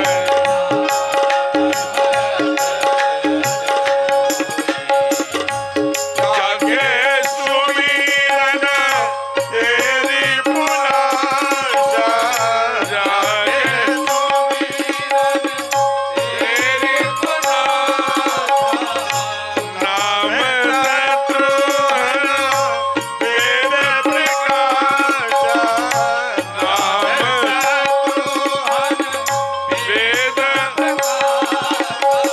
जो आनंद सिंधु सुखदासी, जो आनंद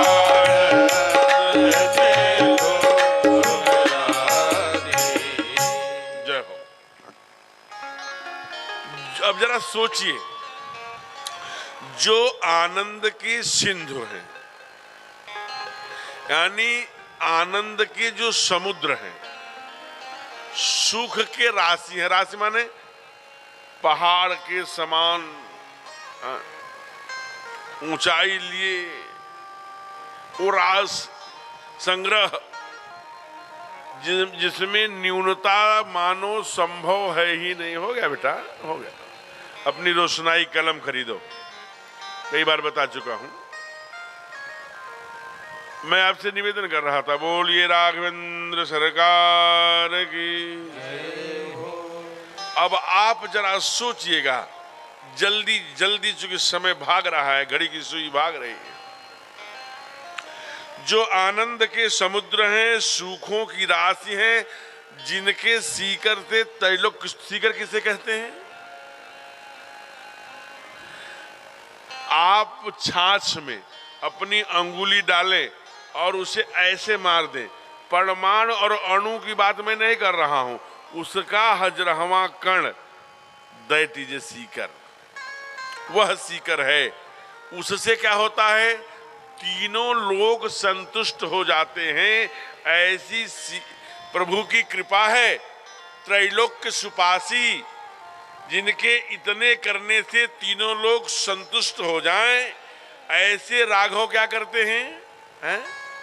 जरा विचार करना। ऐसे राघव कभी भी, जिनके पास समुद्र के समान आनंद है, जिसके पास पहाड़ों जैसी राशि का सुख है, जिसके पास सीकर से तीनों लोगों को संतुष्ट करने की क्षमता है, अनलिमिटेड है सब, जिसकी कोई लिमिट नहीं है, लेकिन वो उसका भोग नहीं करते। इसलिए दाता किसके बने? सुख के। एक कवि ने कहा, बैठो बेटा, वहीं बैठो, बैठ जाइए, अभी जब भजन होगा तब आप आइएगा, आपको माला भी पहनाएंगे। तो मैं आपको बता रहा था, जो, अब जरा ध्यान रखना, दाता किसके बने? एक कवि ने कहा राम बन गए तो बन गए। कुमार भरत भैया ने मना कर दिया, बांटो विपत्ति सबई मिले भाई, चलो विपत्ति बांट लें, हम वो भाई बनेंगे, संपत्ति तो सब भाई बांटते हैं। वापस आ गए। जहां गौशाला था, नंदी गौशाला में आकर 42 फीट गहरा गड्ढा खोद के बैठे और गऊ के गोबर से मां के, बड़े गुरुदेव के और बड़ी मैया के आग्रह करने पर उसमें जो गोबर में गेहूं होते थे, अनाज होते थे, उसको धुलकर इतनी बड़ी छोटी सी रोटी बनाकर रात्रि में केवल प्राण जीता रहे इसलिए खाते थे। अन्न का त्याग कर दिया। दाता किसके बने? विश्व भरण पोषण कर जोई, ताकर नाम भरत।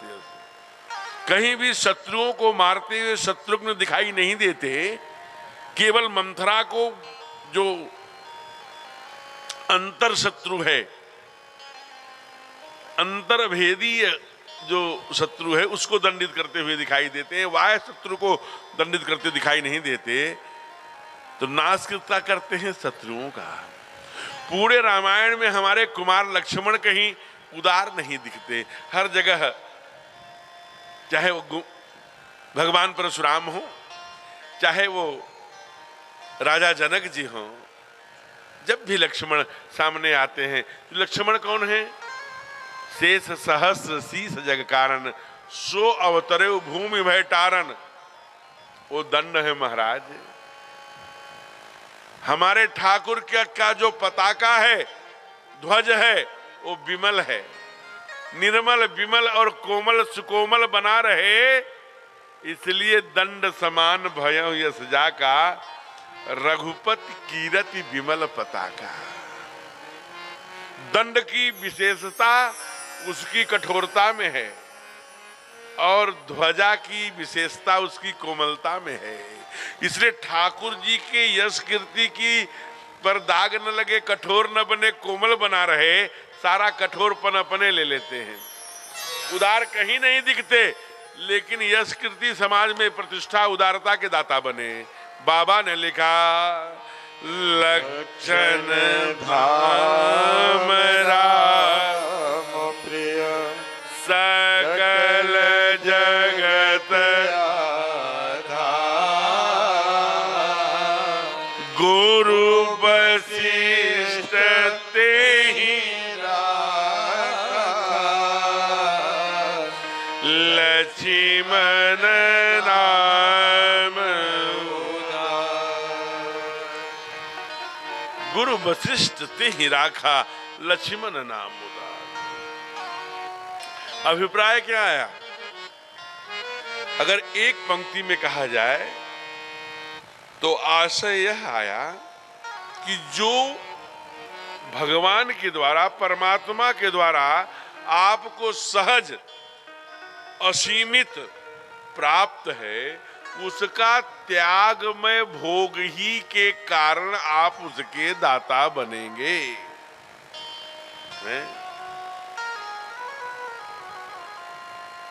दान की 3 ही गति है। एक दान श्रेष्ठ, दूसरा भोग, तीसरा नाश। इसीलिए त्यागमय भोग जब आप करेंगे तभी उसके दाता बनेंगे। ठाकुर के पास आनंद रखते हुए, अयोध्या जैसा राज्य होते हुए भी पथरीली राहों पर घूमते रहे, क्योंकि उन्हें दाता बनना था आनंद का। आगे ठाकुर हमारे और आगे बढ़े हैं। राम नामकरण हो गया। राम, भरत, लक्ष्मण, शत्रुघ्न जब नाम माताएं लेती हैं तो चौंक जाते हैं, नाम से हरकत करने लगे हैं। माँ ने क्या किया है कि एक छोटी सी पैजनिया डाल दिया है। माँ पूजावाड़ी में पूजा कर रही है, कहीं उधर ठाकुर जी के बर्तन धुल रही है, पोछा लगा रही है ठाकुर जी के, कहीं छाछ निकाल रही है। छम छम की पैजनिया से अंदाजा लगाती है कि इस समय कहाँ होंगे। इस समय बरामदे में है, इस समय रनिवास के सामने उनकी आवाज आ रही है। कानों से सुनती है, लल्ला कहाँ कहाँ जा रहा है उसके पैजनिया से अंदाजा लगा लेती है हो। ठुमक चलत रामचंद्र बाजत पैजनिया। एक दिन की घटना है, एक दिन की घटना है, एक दिन की बात है। क्या क्या बात है? माँ ने सोचा कि आज लल्ला का श्रृंगार करती हूं। बड़ी सुंदर अद्भुत श्रृंगार किया। कर श्रृंगार एक बार जननी अनहवाए, कर श्रृंगार पलना पौढ़ाए। पौढ़ाए समझते हैं? ये पौढ़ाना शब्द मध्य प्रदेश का है। पौढ़ना माने लेटाना, सोलाना। पौढ़ाए। हमारे बाबा तुलसीदास जी कहां कहां गए होंगे हो, हैं? कर श्रृंगार पलना पौढ़ाए। पलना पर पौढ़ा दिया, सुला दिया। प्यार कर रही है मां। भगवान की लीला तो देखो एक है। आज कुछ चमत्कार करने वाले हैं ठाकुर। जब कृष्ण के रूप में भी आते हैं तो यही काम करते हैं। राम कृष्ण दो एक हैं, अंतर नहीं निमेष। इनके नयन गंभीर हैं ठाकुर जी के, और उनके चपल जनेश थोड़े चंचल हैं। कभी आप ब्रज में जाएंगे, ये ब्रजवासियों के पास, तो वहां पर एक घाट है, ब्रह्मांड घाट। वहां की पूछना, वहां इसका नाम ब्रह्मांड घाट क्यों पड़ा? एक बार यशोदा मैया यमुना घाट पर स्नान करने के लिए गई थी। देखिए जैसे आज ठाकुर कर रहे हैं, जैसे यशोदा मैया ने श्रृंगार किया है वैसे। अच्छा, यशोदा मैया का एक बहुत बड़ा विशेष गुण था। गोपियां और ब्रजांगनाएं कितने भी उलाहना दें, वो कभी दंडित नहीं करती थी ठाकुर जी को। लेकिन अगर दाऊ भैया कह दिए तब किसी से पूछती नहीं थी। मेरा दाऊ कभी झूठ नहीं बोलता। गोविंद ने क्या किया, कान्हा ने क्या किया, कन्हैया ने क्या किया, वहीं घाट से मिट्टी मुंह में डाल ली, मिट्टी खाने लगे। जब मिट्टी खा के लार बहा रहे थे तो माँ अपने आंचल, उसको क्या पता कि मुंह में इसके मिट्टी है। माँ आई और ऐसे आंचल से पोंछ दिया, कहा कि मिट्टी खाता है। अब मिट्टी खाई तो मैं तुझे बताऊंगी। कभी गोबर लपेटे रहेगा, कभी मिट्टी खाएगा। पिछले जन्म में सुअर था क्या? मुस्कुराए गोविंद दाऊ जी की तरफ देख के। देखो मैया जान गई कि पिछले जन्म में हम सुअर थे। वो तो थे मैया, अंदर ही अंदर मुस्कुराते हैं। आज दाऊ जी ने आकर कहा, अभी 1 घंटा नहीं हुआ, मुंह साफ करी थी, डांटी थी, डांट पिलाई थी। आके दाऊ जी ने कह दिया, मैया मैया कनुआ ने मिट्टी खाई है। कहा क्या? बुलाना मेरे पास, तो अभी मना करके आई थी। क्यों रे कनुआ, तने मिट्टी खाई है क्या? कहा नहीं मैया, मैंने मिट्टी नहीं खाई। दाऊ भैया तो ऐसे ही मुझे पटवाने के लिए, मुझे डटवाने के लिए मेरे खिलाफ षड्यंत्र करते रहते हैं। मैंने मिट्टी नहीं खाई। और गोविंद इतने चंचल हैं, इतने गजब के हैं, और कुछ नहीं किया। अपना हाथ उठा करके दाऊ जी के सर पे रख दिया। मैं दाऊ जी की भैया की कसम खाऊं। अब वो अपना सर हटा लिया, अरे झूठी कसम खा रहा है। बड़ा प्यारा ब्रज का भजन है। इसे मृदुल कृष्ण जी गाते हैं। बहुत अच्छे कथावाचक हैं मृदुल जी ब्रजभूमि के। क्या कहते हैं? अरे मारे मति मैया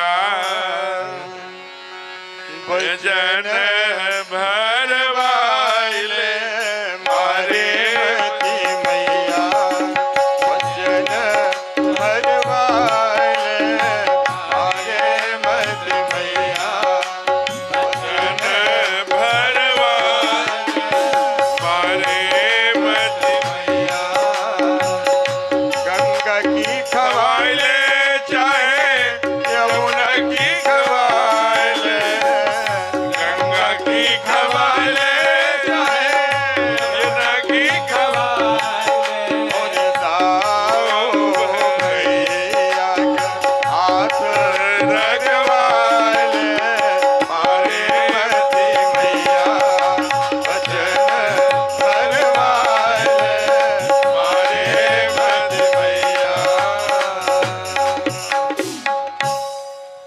भजन है।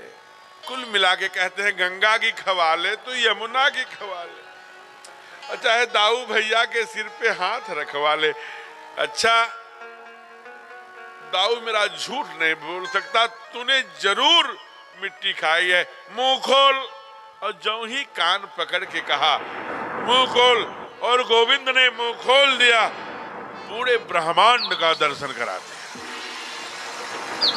उसी दिन से उस घाट का नाम ही पड़ गया ब्रह्मांड घाट। आज वही काम ठाकुर कर रहे हैं। एक बार जननी अनवाए कर श्रृंगार पलना पौढ़ाए। आप गई जहां पाक, जहां ठाकुर जी को भोग बनाई थी वहां गई, लेकर जाऊंगी तो वहां देख रही है ठाकुर जी के विग्रह आज एकदम अलग। जैसा मैंने श्रृंगार किया था वैसे ही यहां खड़ा है ये हमारे ठाकुर जी। दौड़ी वहां जहां श्रृंगार करके लिटाया था, फिर यहां आई, गाल पकड़ा होगा ये सही में है कि झूठा है। फिर वहां गई, फिर सोच रही हैं यहां वहां दुई बालक देखा, दोनों ही एक तरह हैं। ये मतिभ्रम, मेरी मति भ्रमित हो गई है कि आन विशेखा कोई विशेष कारण है। इसलिए कहा हे ठाकुर, हे लल्ला क्या कर रहे हो?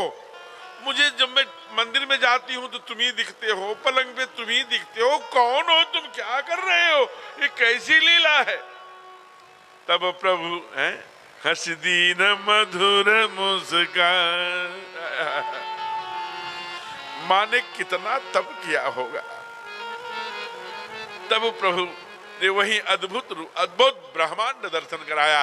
अग्नि शिव अग्नि चतुरानन अनेक पृथ्वी, अनेक सूर्यलोक, चंद्रलोक, पूरा मुखमंडल के। माँ ने कहा अब मुझे यह मत दिखाना, अब मुझे कभी ना व्यापे, तुम्हारी यह दृश्य में देखने के लिए नहीं आई हूं। मैंने तुमसे कहा था सोई मिलन सोई रहन सोई चितवन सोई विवेक, मोहि कृपा कर दे। मुझे भगवान की माँ बनने नहीं आता। जब तुमने कहा था माँ तुम भी कुछ मांग लो, तो मैंने यही ना मांगा था। प्रभु ये क्या कर रहे हो? और तुम सब कर लेते हो,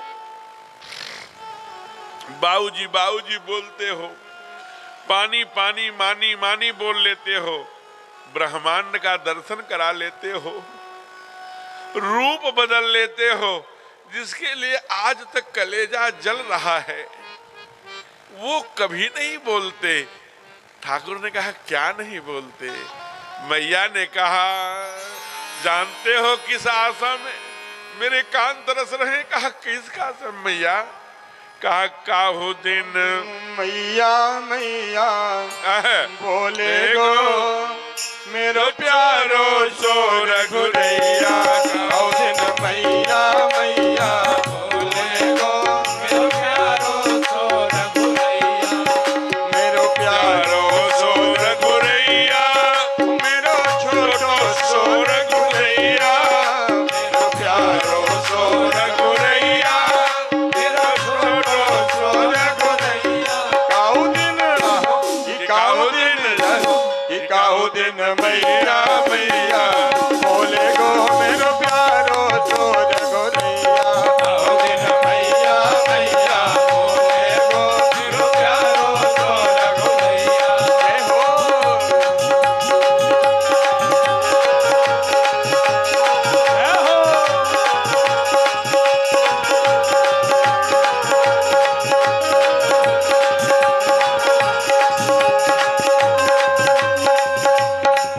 जय हो भगदड़ मत मचाना, खड़ा नहीं होना है। जिनको नृत्य करना हो केवल वही खड़े हो। मैया मैया बोले गो मेरो प्यारो सो रघुरैया। काहू दिन मैया मैया बोले गो मेरो प्यारो। दोनों हाथ ऊपर करके ताली। जय हो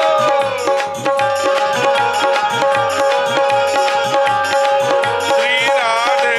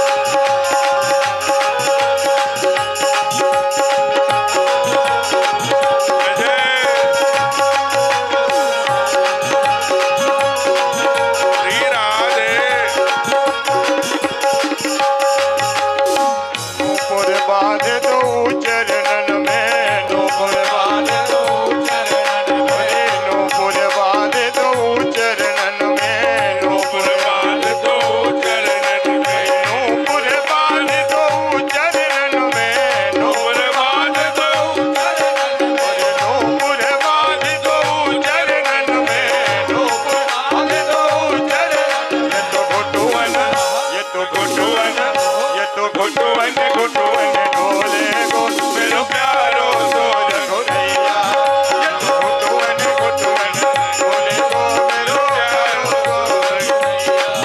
मेरो प्यारो सो रघुरैया मेरो छोटो सो रघुरैया मेरो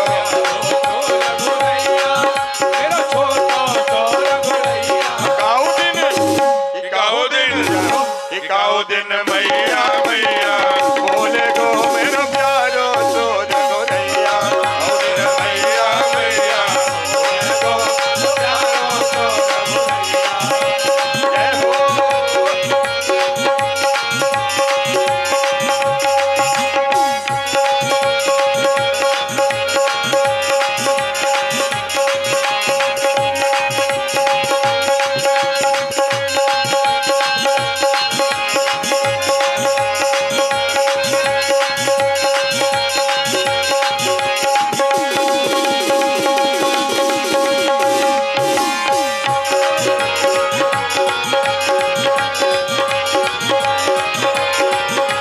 चंद्र सखी भज राम कृष्ण छवि चंद्र सखी भज राम कृष्ण चंद्र सखी भज राम कृष्ण छवि चंद्र सखी भज राम कृष्ण चंद्र सखी भज राम कृष्ण छवि चंद्र सखी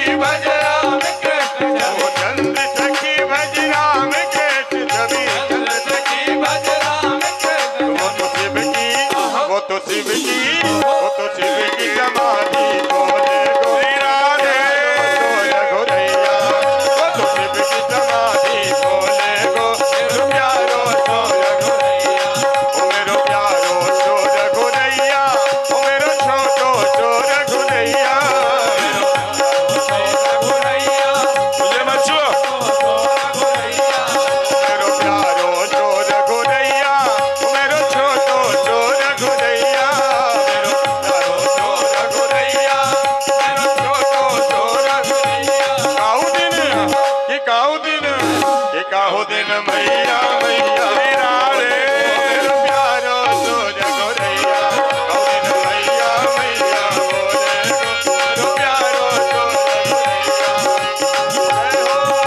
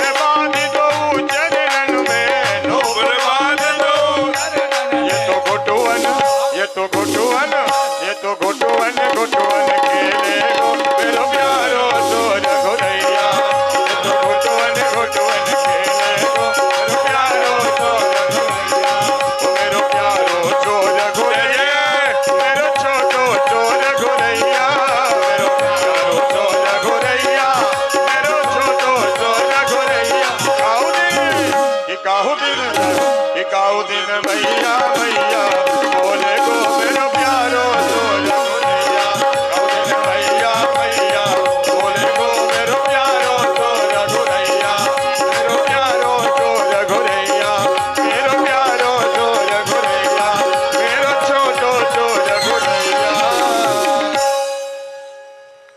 भैया बैठ जाओ आराम से। माताएं जो है ना, जो घरात पक्ष है वो बारात पक्ष से ज़्यादा उत्साहित है, इसलिए घरात पक्ष ताली नहीं बजाएगा, केवल बाराती ताली बजाएं, माताओं का स्वागत करें। बहुत सुंदर। ये आपके लिए ताली है जी। अब नाम हो गया। एक दिन क्या किए, राजमहल से निकले, ध्यान से सुनिए, और जाके धूल में खेलने लगे। धूली में, हमारे बच्चे धूल में चले जाएं तब। अब यहां तो देवरिया में धूल में खेल रहे हैं, हम देखते हैं। बड़े बड़े शहरों में, दिल्ली में, बॉम्बे में, अब उस बच्चा पैदा हुआ तब से लेके मरने तक वो एकदम उसी टाइल्स में रहता है। इसलिए 20-20, 22-22 वर्ष के नौजवानों को नजला बना हुआ है।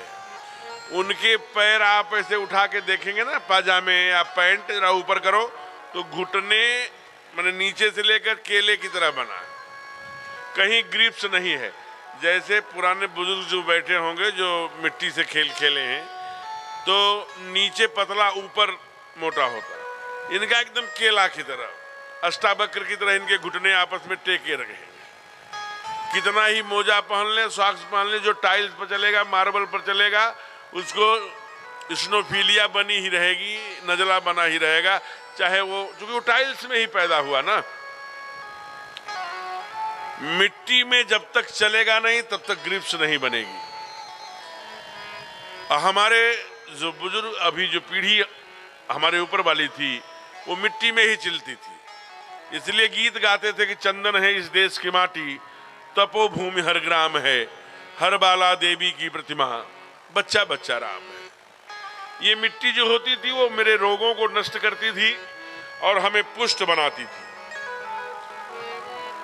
हम अपने बच्चे को चूचू का मुरब्बा बना रहे हैं, उसे 1 कुंटल के पीठ पर लाद दिए हैं झोला, बाह पकड़े एकदम कार से निकाले, मोटरसाइकिल से निकाले, वहां न वो साइकिलिंग कर रहा है न पैदल चल रहा है, भागती हुई सीटी में उसको हमने डाल दिया है और थोड़ा सा धूल में चला गया तो मैया बोलती है पकड़ो पकड़ो, धूल में गया है, इन्फेक्शन हो जाएगा। मैं कहता हूं इन्फेक्शन नहीं हो जाएगा, धूल में बच्चा खेलेगा तो परफेक्शन हो जाएगा है?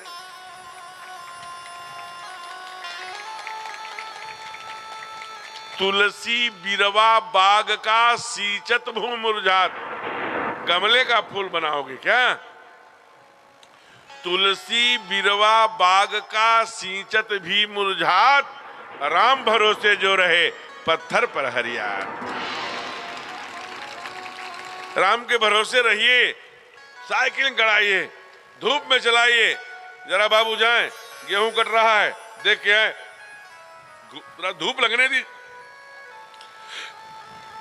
रेण का पेड़ बनाएंगे क्या? एक हमारे यजमान थे, वो कहते थे महाराज जी वो हम मार्च में कथा में नहीं करा सकता। क्यों? मार्च में ना इस बार मेरे बेटे का फाइनल है, गाजीपुर जाएंगे नकल कराने। जब तुम्हारा डिपार्चर हो जाएगा तो क्या बनाओगे? कहाँ नकल कराने जाए? इतनी मूल्य गिरा रहे हो, अपना भी गिरा रहे हो, साधना उपासना परमात्मा की भक्ति, और बेटे को भी नकल सिखा। जब तुम चले जाओगे तब बेटा किसके सहारे रहेगा? इसलिए बेटा हमारा धूप सहे, छांव सहे, मिट्टी में जाए, साइकिलिंग करे, तुरंत उसको कार मत खरीदिए, चाहे परमात्मा ने कितना बड़ा धन दिया हो।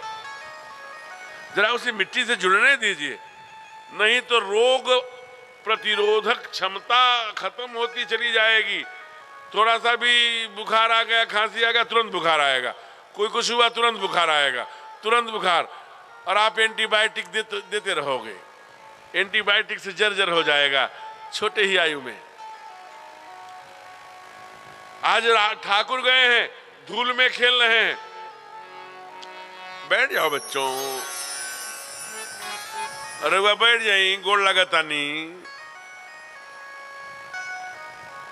जब भोजन गाऊब ना तो तब आके चढ़ा सकीला, अब बाकी जब तक भजन ना होता, प्रवचन होता, तो रुआ लोग बैठल रहल करो, ठीक बा ना? इसलिए तब तक बैठिए, जब भजन होगा तो आइए। हमें लगता है कि नहीं समझ पाते होंगे तो आते होंगे, इतनी बार कह चुके, इसलिए हम आपकी भाषा का प्रयोग कर लिए। तो आज ठाकुर जी गए हैं। मैंने कल बताया था मंगल भवन का पहला ईंट, कि सुबह का जलपान जैसे, दोपहर का भोजन जैसे, लेकिन रात्रि का भोजन हमेशा साथ साथ चाहिए, पूरे संयुक्त परिवार का। उसका वर्णन कर चुका हूं, बार बार नहीं करूंगा। राजा दशरथ का मंगल भवन है, इसलिए करते हैं, जो ही सिंहासन से आए चारों बेटों के साथ तीनों रानियां बैठाकर एक साथ भोजन करते हैं। राघव चलो भोजन करने। राघव ने कहा मैं नहीं आऊंगा। लोगों ने कहा अरे आप मर्यादा स्थापित करने आए हैं और बाप बुला रहा है, आप कह रहे हैं नहीं जाएंगे। कहा नीचे पढ़िए, लिखा है कि नहीं आवत तज बाल समाजा। देखिए, चाहे वो गेटे हुए हो, नारदे हुए हो, माइकाइवर एंड पेज हुए हो, सबने अपनी परिभाषा करी ना समाज की, व्यक्तियों के समूह को। किसी ने कहा समाज दर्पण है, कुछ किसी ने कुछ। देखिए, रामायणकार कर रहे हैं, केवल अभी 5.5 बरस 6 बरस के हैं राघव, तभी एक बाल समाज है इनका, और उस बाल समाज का इनको अनुशासन है कि उसके नियमन नियमावली में किसी भी समय कोई बुलाएगा तो नहीं जाएगा, उसकी भी एक संवैधानिक ढांचा है।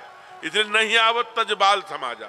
और दूसरों ने कहा, दूसरे इंटेंड नहीं करता, कहा नहीं बेटा बाप बुला रहा, कहा पढ़ के दिखाओ। तब बढ़ा क्या, अरे भोजन करते बोल जब राजा, भोजन करते बोल जब राजा, भोजन करते बोल जब राजा, भोजन करते बोल जब राजा, नहीं आवत तजीबान समाजा नहीं आवत तजीबान समाजा, कौशल्या जब बोलन जाई, कौशल्या बोलन जाई, ठुमुके ठुमुकी प्रभु चरणी पर आई, ठुमके ठुमके प्रभु चले ऊपर निगमने जीव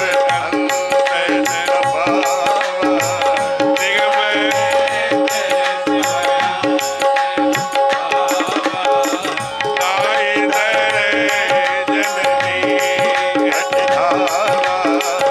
आई दरे दूसर दूरी मरे तन आए,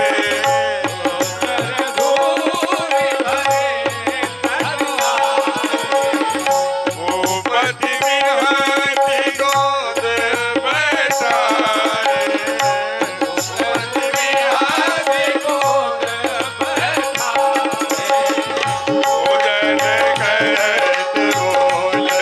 जब राजा, भोजन करत बोल जब राजा, भोजन करत बोल जब राजा, नहीं आवत तज बाल समाजा। कहा चलो वो तो राजा हैं, लेकिन कौशल्या तो तुम्हारी माँ है। कहा पागल बने हो क्या, कौशल्या अयोध्या के महारानी का भी नाम है और मेरे भी माँ का नाम कौशल्या है। मेरे पीछे जो आ रही वो मेरी माँ है कि कौशल्या वो अयोध्या की महारानी है। कहा कैसे चेक करोगे, अभी पता लग जाएगा। क्यों कैसे, कहा वो जड़ाऊदार साड़ी पहनी होंगी, सोने चांदी और माणिक्य की जड़ी हुई साड़ियां, और हम धूल में लोटपोट हो जाएंगे। अगर वो उठा करके साड़ी का परवाह नहीं करेंगी तो मेरी माँ है, और साड़ी का प्रोटोकॉल देखेंगी तो वो माँ कैसे हो सकती है। माँ तो बेटे की गंदगी दूर करती है ना। अच्छा पता करो, कौशल्या जब बोलन जाई, ठुमक ठुमक प्रभु चले ऊपर आई। बाबा से नहीं रहा गया। कहा ये कौशल्या देखो अपने तप से किसे पकड़ रही है। कहा किसे हो। कहा जिसे बाबा महादेव अमरनाथ नहीं पकड़ पाए। निगम नेति शिव अंत न पावा।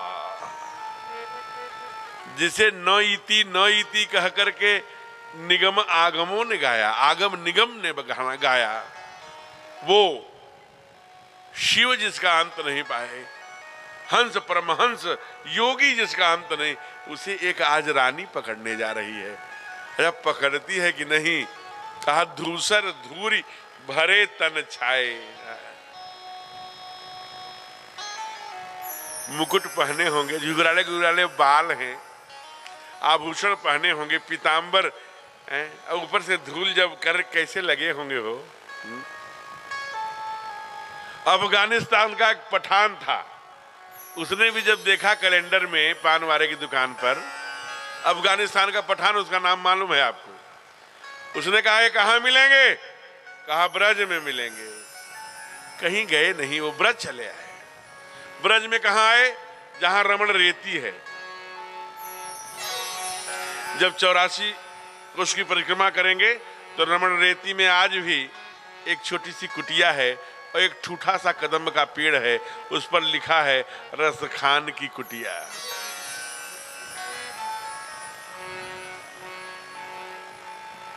परम भक्त हुए भगवान गोविंद के परम भक्त, धूल में भरे। इसलिए एक संत से मैंने पूछा, हे महाराज आप लोग यहां लोट लोट के परिक्रमा क्यों करते हो। कहा जाने दो अपना काम। ने कहा नहीं गुरुदेव बताइए। कहा जानते हो अभी 5152 वर्ष ही तो हुआ गोविंद को गैया चराते थे ही नंगे नंगे पांव, तो उनके पांव से, नंगे पांव से कोई भी मिट्टी, कोई भी बालू का कण, कोई भी रेत का कण हमारे शरीर से अगर छू गया तो कुछ पाना शेष रह जाएगा। इसीलिए दंडवती परिक्रमा करते हैं। वही रमण रेती में रह करके रसखान को बहुत दिन नहीं लगा। एक दिन देख क्या रहा है कि जैसा कैलेंडर में देखा था वैसे ही गोविंद धूसर धूरी भरे तन छाए। रसखान देख रहे हैं, इधर लेखनी चल रही है। क्या लिखा। अरे धूर भरे अति शोभित श्याम दूत जीवनी सिर सुंदर चोटी धूर भरे अति शोभित श्याम कैसी बनी सिर सुंदर चोटी। लत खात पीरे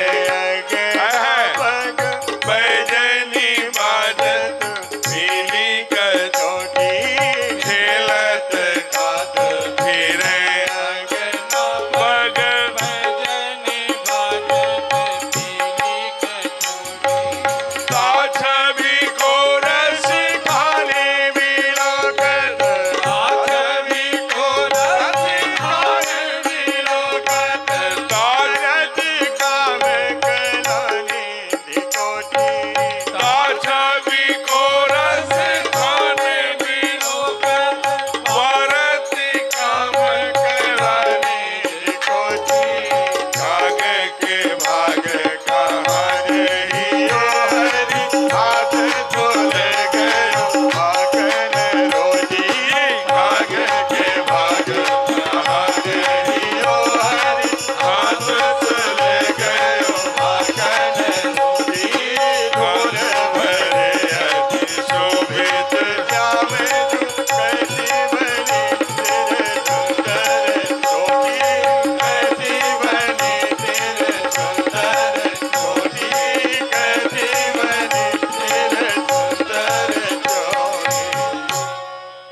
लो धूल की बात तो कर ही रहे थे कि एक नई समस्या आ गई। क्या। कहा धूल भरे अति शोभित श्यामजू तैसी बनी सिर सुंदर चोटी।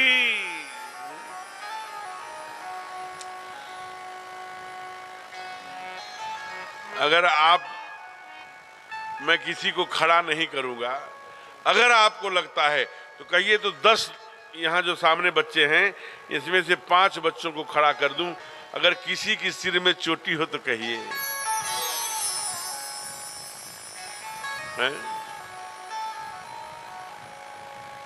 क्या हो गई चोटी भैया? नरवा चोटिया का भइल हो।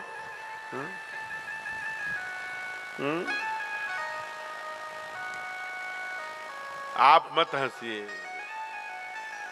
आपकी देन है आज बच्चे के सर पे चोटी नहीं है। क्या हो गया? अरे अभी 200 वर्ष नहीं हुए, जवान बेटे का कलेजा निकाल कर मुंह में ठूस दिया गया, लेकिन चोटी नहीं कटाया। वीर बंदा बैरा भूल गए आपके चोटी पर औरंगजेब का आक्रमण हुआ था क्या? आपकी पहचान चोटी से है, तिलक से है, धोती कुर्ता से है, शिखा से है। आप आर्य हैं, इस आर्यावर्त के भूल गए? कई लगे महाराज जी चोटी रखने से क्या लाभ है? आपका प्रश्न तो ये भी आने वाला है कि बूढ़े माता पिता की सेवा करने से क्या लाभ है। ये भी प्रश्न करने वाले हैं हम, मुझे पता है। आप जानना चाहते हैं चोटी रखने से क्या लाभ होता है? चोटी यहां रखी जाती है, इससे जानते हैं इस स्थान को क्या कहते हैं? जो आचार्यगण बैठे हैं, जो विद्वान लोग बैठे हैं, जिनके कोई ऐसा व्यक्ति नहीं होगा जिसके घर में गरुड़ पुराण नहीं सुनाया जाता होगा। इसे साइंस की भाषा में मैगडला कहते हैं, मैगडला। और हमारे यहां संस्कृत में इसे कहते हैं महाधनंजय नामक प्राण। जब हमारे बाबा, हमारे बुजुर्ग मर जाते हैं तो हम लोग मणिकर्णिका घाट पर या गंगा किनारे लेके जाते हैं ना, जो ही 70, 75, 80% लाश जलती है, वैसे ही आकर लाश जलाने, हट रोको। कहा क्यों? कहा अब नदी में जाएंगे। कहा क्यों? कहा जीते जी चाहे 30% समाज को दिया कि नहीं दिया, 20% दिया कि नहीं दिया, लेकिन शेष बचा हुआ मच्छ कच्छ खाएंगे। उस क्रिया के पहले छोटा बेटा या बड़ा बेटा आता है और कपाल क्रिया करता है, सर पर लाठी मारता है। वो जलने के बाद भी यहाँ का महाधनंजय नामक प्राण नहीं निकला रहता। उसी को निकालने के लिए बेटे द्वारा दंड मारा जाता है, जिसे कपाल क्रिया कहते हैं। जब यहाँ बाल ज्यादा होगा तो जैसे मोबाइल सॉकेट में लगाते हैं, अब एक्टिवेशन हो जाता है, वैसे ही खींच कर बांधेंगे तो सारी विद्याएं बड़े गति से आपके अंदर प्रवेश करेंगी।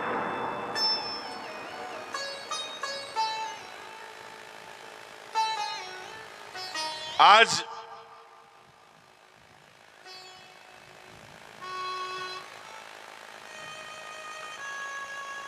पता है, आज 13 अप्रैल है। इन शहीदों ने जिसकी चर्चा अभी प्रमोद जी कर रहे थे, जलियांवाला हत्याकांड, उन्होंने अपनी शिखा नहीं कटाई, अपने प्राण न्यौछावर कर दिए।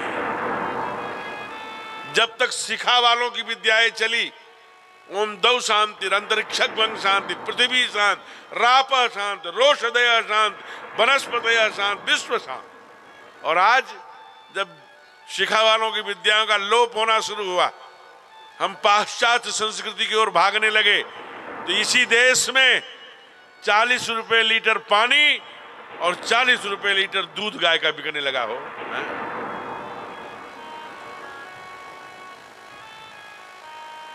आज पानी भी कुपित है, जल भी कुपित है, वायु भी कुपित है, पृथ्वी भी कुपित है, आकाश भी, पंचमहाभूत कुपित हो रहा है।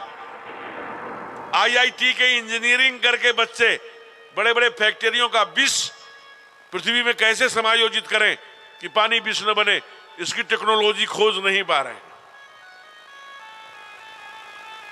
कल की बात है, जरा सोचिए, कल यहीं दिल्ली में चांदनी चौक में जब दुनिया के लोगों ने आकर काश्मीरी आचार्यों ने, पंडितों ने कहा मेरी रक्षा करो, मेरी मां बहनें सुरक्षित नहीं है, मेरा गर्दन सुरक्षित नहीं है, तो तेगा निकाल लिया था तेग बहादुर ने, और एक नहीं 4-4 पीढ़ियों को दौड़ा करके मारा। 4-4 पीढ़ियां समाप्त हो गई। गुरु गोविंद सिंह आए और गुरु गोविंद सिंह ने 1.25 लाख थे, एक लड़ाऊं तब गुरु गोविंद सिंह नाम कहूं, समर में जूझ पड़े। 4-4 बेटे चले गए, 4-4 बेटे चले गए, जिनके पिता चला गए। हिंदू समाज के लिए, राष्ट्र के लिए, देश के लिए, अपनी संस्कृति के लिए प्राणों की आहुति दे दी। जरा सोचिए, जरा सोचिए, जब 2 बच्चे बचे, जोरावर और फतेह सिंह, जोरावर सिंह और फतेह सिंह को लेकर के गुजरी देवी किसका नाम है? तेग बहादुर के पत्नी का। ये जोरावर सिंह, फतेह सिंह किसके बेटे थे? प्यारी कौर के। लेके भागी पाकिस्तान की ओर, जहां आज का पाकिस्तान है। वहीं पर जब आगे गई तो सरहिंद नाम वहां के एक गद्दार के, एक अपने ही जिन्स के गद्दार के सूचना पर वहां के नवाब ने पकड़वा लिया। वहां के नवाब का क्या नाम था? वजीर खान। वजीर खान ने पकड़वाया। क्या पगड़ी बांधे, एक 5.5-6 बरस का, एक 7-7.5 बरस के दोनों युवक, वो नौजवान। जरा सोचिए, आज जलियांवाले बाग में जो नौजवान अपने प्राण आहुति दिए हैं, हम नौजवानों के लिए प्रेरणा का विषय है। आज इन 2 नौजवानों की, शिशुओं की बात सुनिए। केवल वजीर खान ने कहा अपनी शिखा कटा लो, छोड़ देंगे। कहा जगह धर्म हिंदू सकल भंड बाजे। मैं उसका पुत्र हूं जो 1.25 लाख थे, एक लड़ाऊं की बात करते हैं। कैसी बात करता है तू वजीर खान? कहा इनको बांधो। 250 मीटर पर बांधा गया था। यहां गुजरी देवी को, उनके दादी को, एक-एक अंग को गद्दार ने काटा, फिर भी अपनी शिखा नहीं कटाए। जरा सोचिए, दीवार ऐसे चुनी जाती थी और जब दादी की और पोतों की नजरें मिलती थी, दीवार शेर खां को बुलवाया। शेर खां कौन है? शेर खां के बाप को गुरु गोविंद सिंह ने मारा था दौड़ा कर। कहा मार, तेरे पिता के कातिल के बेटे हैं। दौड़ा लेकर शेर खान तलवार। जब ही दोनों की आंखें देखा, प्यारी मूरत देखी, तलवार फेंक दिया। हम इसे नहीं मार सकते, ये मारने लायक नहीं है, ये तो प्यार करने लायक है। अंत में उनके सामने गुजरी देवी की हत्या करी उन वजीर खान गद्दार ने। उसके बाद दीवार चुनने, अब भी समय है, शिखा कटा लो, छोड़ देंगे। दोनों बच्चों ने कहा नहीं, हम शेर के बेटे हैं, शिखा नहीं करेंगे, अपने धर्म के साथ जुड़े रहेंगे, तुमको जो करना हो करो। दीवार चुने जाने लगी, एक-एक ईंटा रखा जाने लगा। विचार करिए, कल की बात है, जाके सरहिंद में देख सकते हैं, आपके ही देश का हिस्सा है, उसमें लेंटर नहीं है, एकदम खाली ईंट है। आज भी उसमें लेंटर कराया नहीं गया है, एकदम पीली पीली ईंट लाल लाल दिखाई दे रही है। जब जोरावर के ऊपर आई होगी तो उसके गालों पर गरम गरम आंसू आया। कहा भैया रोता है, शेर का बेटा हो कि? कहा नहीं पगले, मैं रो नहीं रहा हूं। ये आंसू कैसे हैं? कहा आंसू इसलिए हैं कि छोटा है तू मुझसे, मैं तेरे बगल में ही हूं। धिक्कार है मेरी भुजाओं को कि बड़े भाई के रहते दीवार पहले छोटे भाई को निकल जाएगी। कहा कैसी बात करते हो भैया? जोरावर जोर सा बोला, भगत सिंह शेर सा बोला, रखो ईंटे भरो गारे, चुनो दीवार हत्यारे। और देखते ही देखते दोनों भाइयों को दीवार खा गई, समाहित कर गई, लेकिन शिखा नहीं कटवाए। हमें क्या हो गया? हम अपनी शिखा कटा रहे हैं। कल की बात है, जब शिखा रहेगी तो भारतीय विद्याएं आएगी। भारतीय विद्या क्या है? ठाकुर के पिताजी चलाते थे शब्दवेदी बाण। ये कौन? ये भारतीय विद्या है। बाण से वर्षा कर लेना, पृथ्वी से भीष्म पितामह को जल पिलाया अर्जुन ने। ये भारतीय विद्याएं हैं। ये भारतीय विद्याएं हैं। जाकर के देखो, इस्पात आज भी चमक रहा है, हजारों वर्ष का बना हुआ। ये भारतीय विद्या है। देखो भाई, उठो बैठो मत इस समय, बैठो या तो फिर बंद करिए। सामने बैठने वाले प्रोफेसर में ध्यान रखा करो। कहा महाराज, उसी समय जरा विचार करिए, कैसा वो एक मुदरी में भारत के लोग कलाकार मुदरी बनाते थे, उसमें पूरे थान निकल जाता था। ये भारत की विद्याएं हैं। अरे छोड़ो, हम रोज कहते हैं 56 इंच 56 इंच 56 इंच। मैं मानता हूं, स्वागत करता हूं 56 इंच का, लेकिन 56 इंच के सीना वाले ने भी जहां जाकर माथा टेका, वो स्थान याद है? गजनी में जाके माथा टेका। क्यों गया होगा गजनी? चूंकि 56 इंच नहीं, 67 इंच 67 इंच सीना था। नाम था पृथ्वीराज चौहान। नाम था पृथ्वीराज चौहान। 67 इंच सीना का मालिक था। बड़े बड़े योद्धा। ये गद्दार मोहम्मद गोरी को एक बार नहीं, 17 बार घुटने टिकवाया और जमीन पर नाक रगड़वाई। अंत में अपने ही गद्दारी के कारण जब पराजित क्या हुआ, धोखे से बांध लिया गद्दार ने, तो एक क्षण नहीं लगाया, गरम करके सलाखें पृथ्वीराज की दोनों आंखें निकाल, खून बह रहा था, रुधिर बह रहा था। एक जगह से नहीं, 36 स्थानों पर जंजीर लगी थी पृथ्वीराज चौहान को। घसीटते हुए गद्दार मोहम्मद गोरी ने गजनी ले गया। गजनी में लोगों को बुलाया, हजारों लाखों लोगों को। देखो, भारत से एक योद्धा लाया हूं जो भारतीय विद्या का प्रचार करता है, भारतीय विद्याएं जानता है। सारे लोग आ गए। जैसे क्रिकेट देखने के लिए स्टेडियम में भीड़ होती है, वैसे चारों तरफ बैठ गए। भारत से एक योद्धा आया है।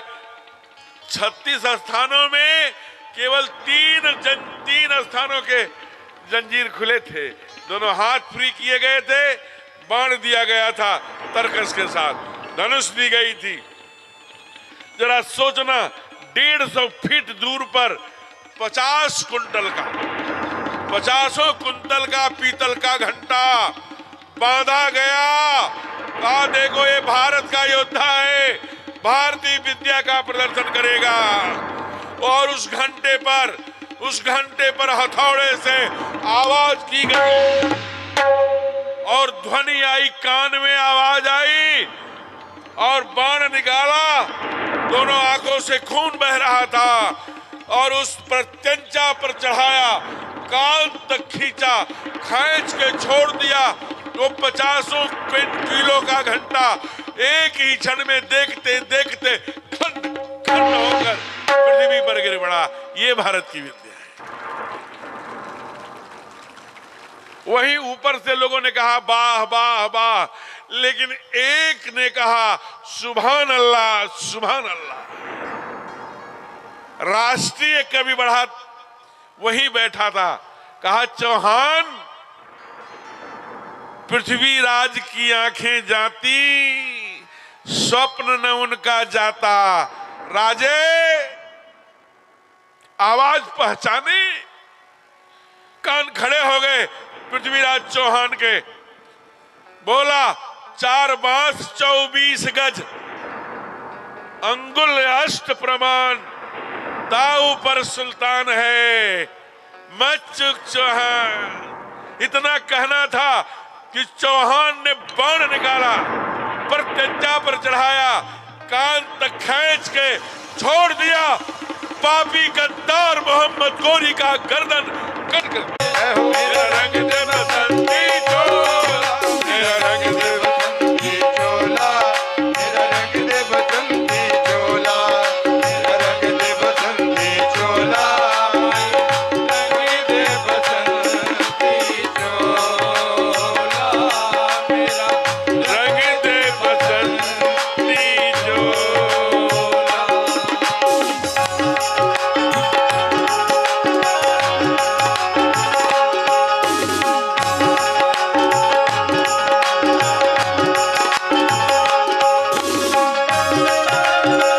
सबकी वाणी, सबकी ताली।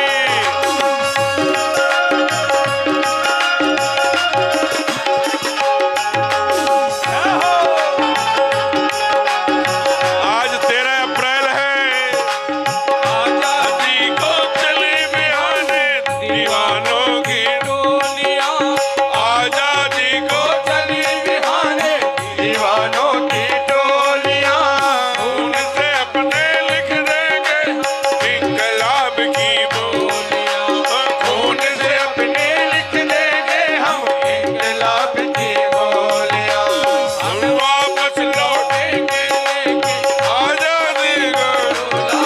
मेरा रंग दे बसंती चोला, मेरा रंग दे बसंती चोला, मेरा रंग दे बसंती चोला, मेरा रंग दे बसंती चोला, मेरा रंग दे, जय हो मेरा रंग दे, जय हो भाई रंग दे, जय हो मेरा रंग दे, जय हो मेरा रंग दे बसंती चोला, मेरा रंग दे बसंती चोला, मेरा रंग दे बसंती चोला, मेरा रंग दे बसंती चोला, रंग दे बसंती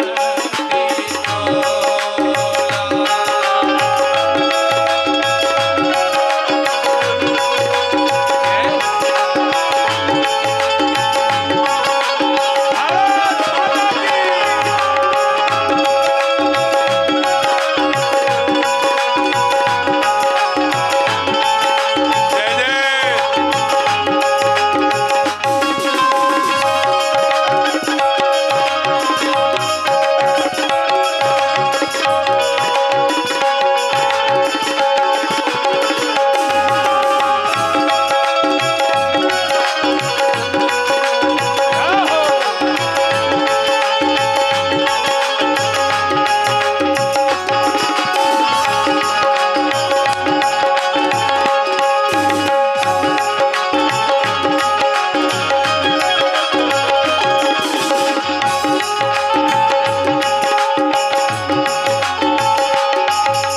ये वो चोला है कि जिस पे रंग चढ़े ना दूजा, ये वो चोला है कि जिसमें रंग चढ़े ना दूजा, हमने तो बचपन से की है इस चोले की पूजा, हमने तो बचपन से की भैया चोले की पूजा, और जो चिनगारी थी वो आज बनी है चोला, मेरा रंग दे बसंती चोला, माय रंग दे बसंती चोला, मेरा रंग दे बसंती चोला, रंग दे मेरा रंग दे रंग दे मेरा रंग दे मेरा रंग दे बसंती रंग दे बसंती चोला, जय जय बसंती चोला, मेरा रंग दे बसंती चोला, रंग दे बसंती चोला।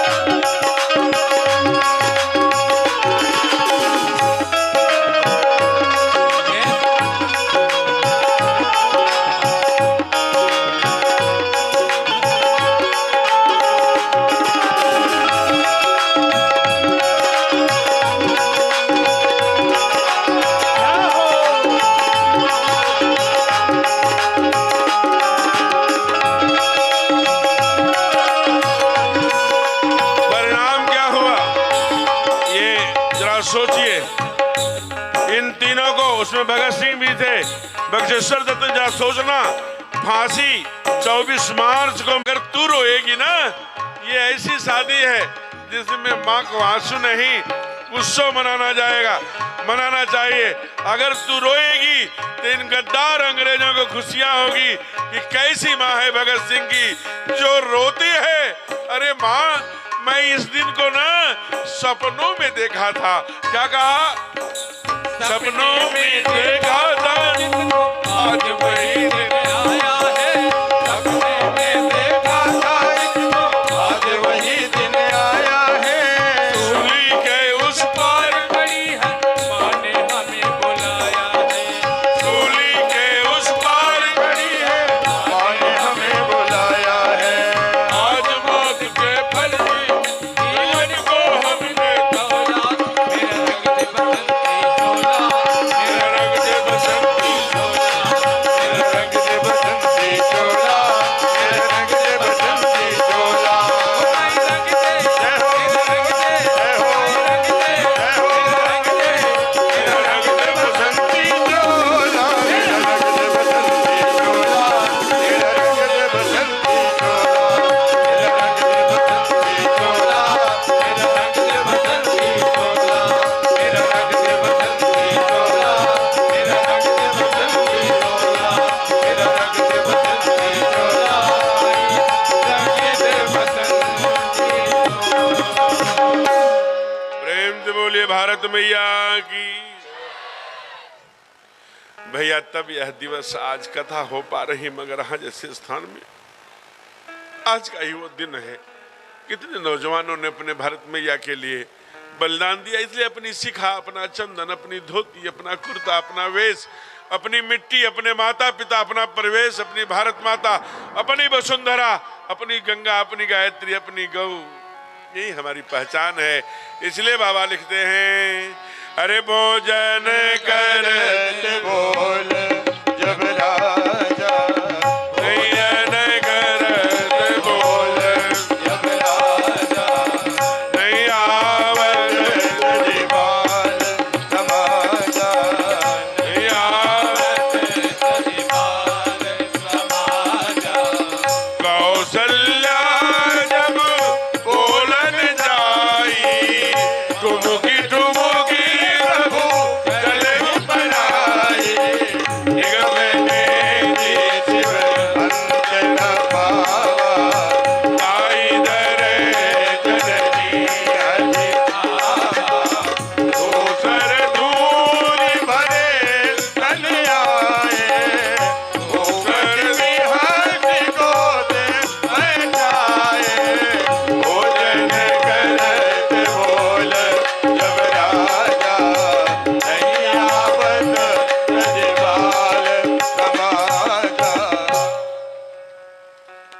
ऐसी लीला कर रहे हैं। आगे क्या हुआ? भय कुमार जब सब भ्राता, दिन जनेऊ गुरु पितु माता।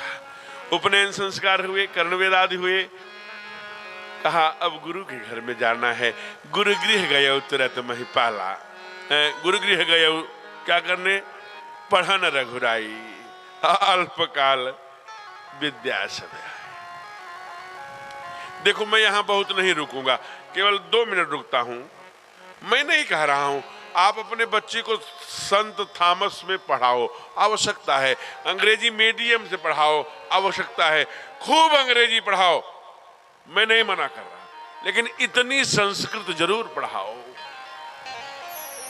मत क्लास में पढ़ाओ।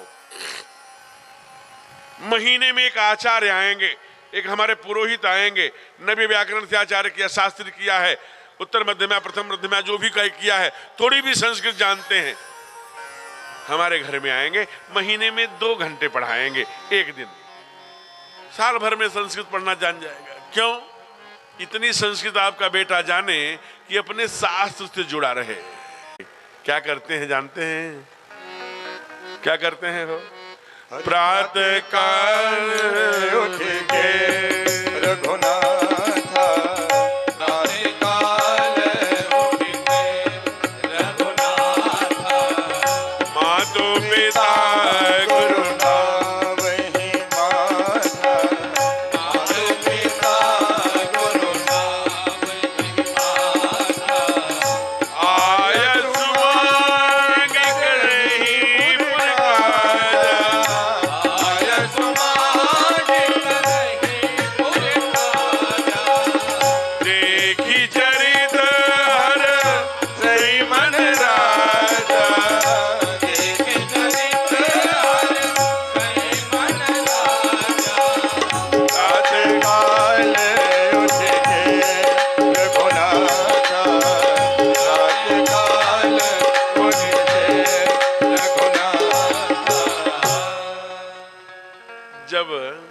गुरुकुल से आए हैं तो सूर्योदय के पहले उठते हैं।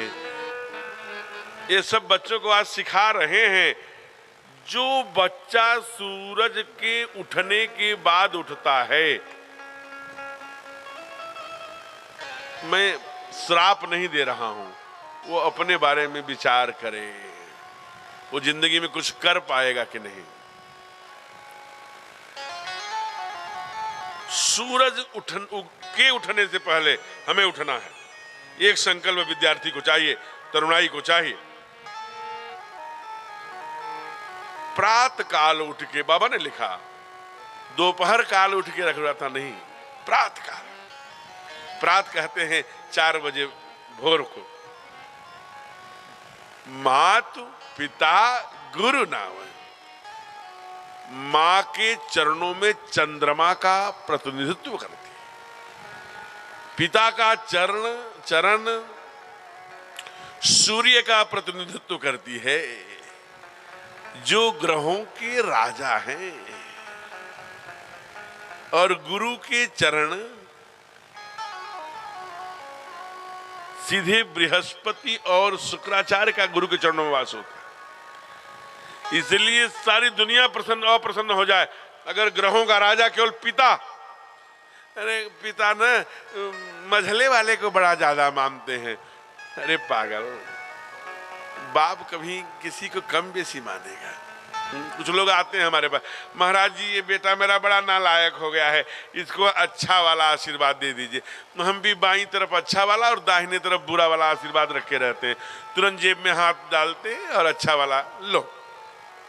अरे आशीर्वाद दिया नहीं जाता, ले लिया जाता है। ऐसा कौन पिता होगा? उत्तरकांड में आया है कि वो छूट न गठ नहीं, ग्रंथियां सारी नसें सिकुड़ जा रही हैं, आपस में ग्रंथि बन जाती है। अरे सरसों का तेल लेके जाओगे, बढ़िया से मालिश करोगे पिता का, अपने आप आशीर्वाद निकलेगा कि दे दिया जाएगा? कौन पिता होगा, कौन मां होगी?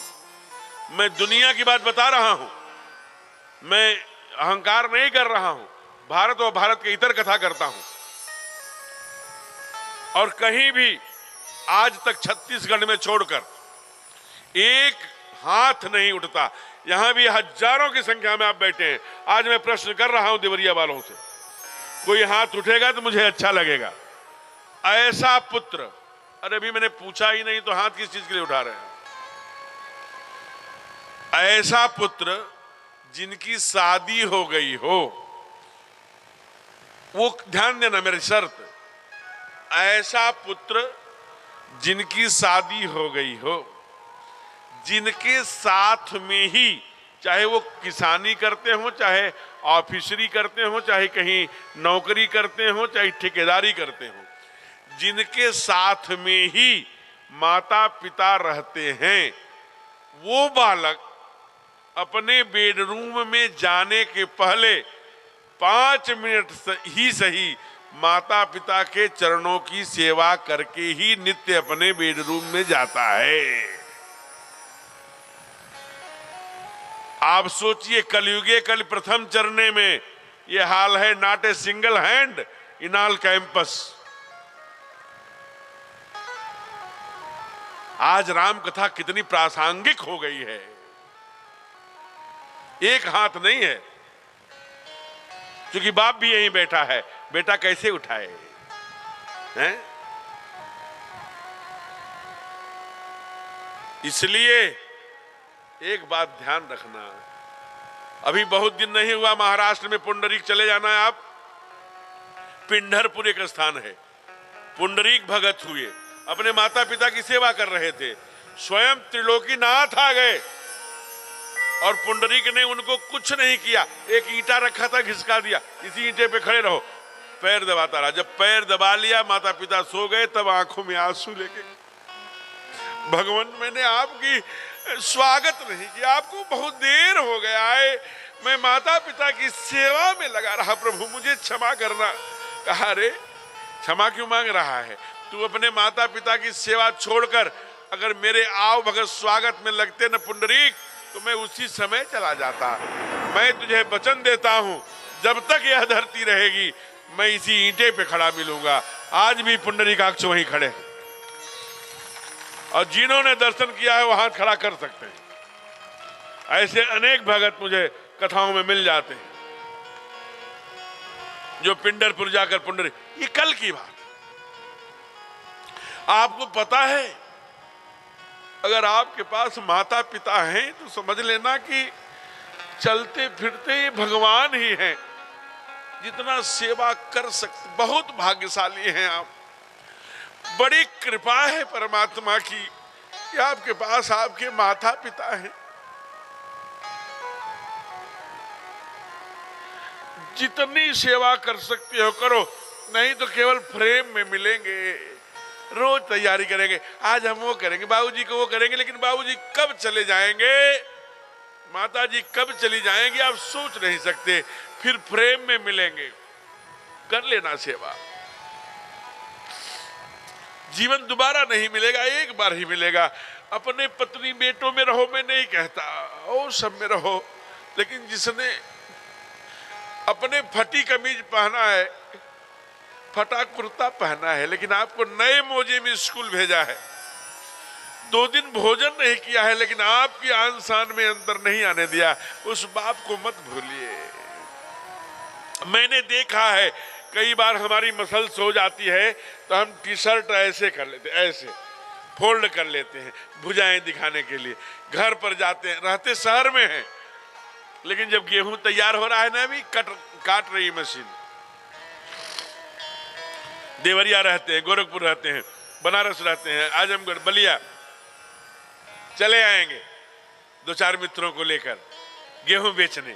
फसल तैयार है, फिर भी बाप खुश है।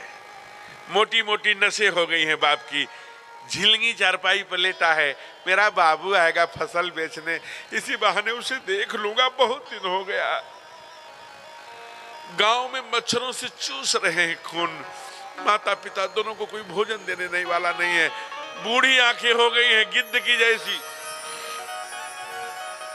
पूछता है, जब ही कार रुकती है 2-4 मित्रों के साथ बाहर आता है, बाबू बाबू आए हो तो 1-2 दिन रुकोगे ना, ये कौन लोग हैं साथ में? चुप रहो, तुमको पता है ये कौन है? ये अरबपति खरबपति के बेटे हैं। इनके सामने बाबू बाबू इंसल्ट कराते हो। 100 बार मैंने कह दिया, अब तुम्हारी उम्र राम नाम राम नाम राम नाम कहने की है। कलेजा उसका फट जाता। इसी बाबू के लिए मंदिर मंदिर गुरुद्वारे गुरुद्वारे भटकता रहा, जीवन में मूल्यों को गिराया, पाप किया, पुण्य किया। अब अगला जन्म मनुष्य का मिलेगा कि नहीं मिलेगा, वही बाबू वहां से भी गया, यहां से भी गया, वही बाबू कहता है चुप रहो। एक कवि कहते हैं, बहुत सुंदर पंक्तियां, कि आह निकलती है, हे परमात्मा बदलते दौर में एक ऐसा वक्त आया है, हम ही से दूर हो गया हमारा साया है। आज वही हमारी बोलियों पे लगा रहा बंदिश, जिसे हमने बोलना सिखाया है, जिसे हमने मानी से पानी कहना बताया, वही कहता है चुप हो जाओ। मैं आपको एक सच्ची कथा बताता हूं, छोटी सी। एक अनाथालय था, 4 बेटे थे उस बाप को। जरा सोचिए, बहुओं ने स्पष्ट कर दिया, हमारे मौज मस्ती में बहुत खलल होता है, रहते हैं तो हम सुबह का भोजन नाश्ता बनाते हैं, बच्चों को टिफिन बनाते हैं, दोपहर में भोजन बनाते हैं, रात में हम चाट खा के बिता लेते हैं, फुल्की खा। लेकिन हम ये बूढ़ा रहता है तो भोजन बनाना पड़ता है, मैं नहीं बनाने वाला। 4 बहुओं ने जवाब दे दिया। अंत में बाप को अनाथालय में भेज दिया। अनाथालय में बाप रहा, तड़पता रहा, याद करता था कि हमारे इतने पोते हैं, इतनी पोतियां हैं, 4 बहुएं हैं, बेटे हैं, मैं यहाँ कहाँ मच्छरों से जूझता रहा। अंत में जब मरने लगे तो अनाथालय के प्रबंध के जो अध्यक्ष थे, प्रबंधक थे, उन्होंने कहा, बाबूजी अब तो आपका शरीर शांत हो जाएगा। डॉक्टर ने कहा है 1-2-4 घंटे, 6 घंटे, 1 दिन, 2 दिन, कोई अंतिम इच्छा हो तो बताइए। बाप ने कहा मेरे चारों बच्चों को बुला देते, बहुओं को देख ले। बहुओं ने तो स्पष्ट मना कर दिया हम नहीं जाएंगे, बच्चों ने भी कहा हम नहीं जाएंगे। फिर किसी ने कहा होगा गांव पर, अरे भाई अंतिम मर रहा है, चले चलो। अरे कौन जाएगा, कीड़ा है भाड़ा फूकने। गए, आए चारों। अब क्यों बुलाया है, अब तो मर रहे हो ना। कहा इसीलिए तो बुलाया हूं बाबू, चारों को बड़े प्यार से पाला हूं ना बाबू। अब तो मैं मर रहा हूं, एक काम करोगे अंतिम में मेरी प्रार्थना। क्या काम करना है। कहा यहाँ पर ना, यहाँ एक तो बढ़िया सा पंखा लगा देना। क्यों पंखा लगा दूं, तू तो मर रहे हो ना, अब पंखा क्यों लगाऊं। कहा इसलिए लगा देना पंखा, वहां देर है अंधेर नहीं है। आज मैं मर रहा हूं, तुम भी यहीं आओगे, यहां बड़ा गर्मी लगती है, चुभता है, तुम्हें न चुभे, इसलिए यहां पंखा लगा देना। और आज जो नई पीढ़ी बैठी है, मैं उनसे हाथ जोड़कर प्रार्थना करता हूं, हे बाबू, आपके भाषा में, देवरिया के भाषा में, रउआ लोगन के बाबू लोगन के गोड़ लागता नहीं। जमन हाल तोहरे बाबा के तोहर बाबूजी करत हो ना, वह परिणाम जरूर देना अपने बाप को, उसी में जरूर देना, ब्याज सहित लौटाना, तभी न्याय हो सकेगी।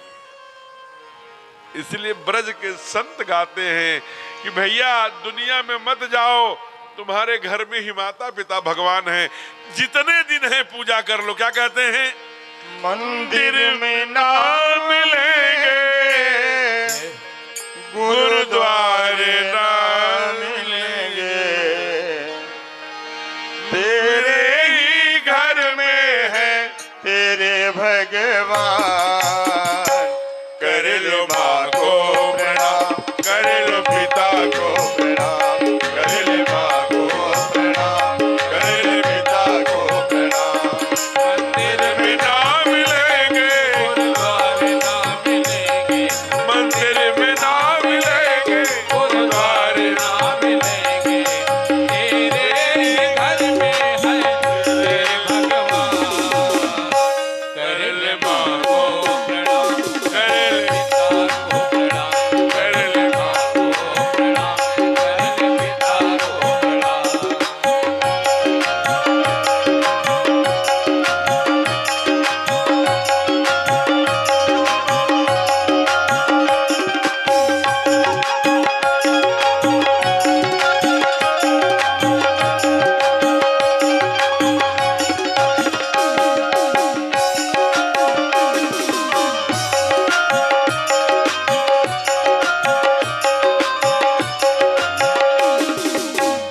जिसने तुमको जन्म दिया, उस माँ को कैसे भूल गया, उस माँ को कैसे भूल गया, उस माँ को कैसे भूल गया। बाल बोझ कर दिया बड़ा, उस पिता को कैसे भूल गया, उस पिता को कैसे भूल गया, उस पिता को कैसे भूल गया, और चरणों में उनके हैं, चरणों में इनके हैं तेरे मुकाम।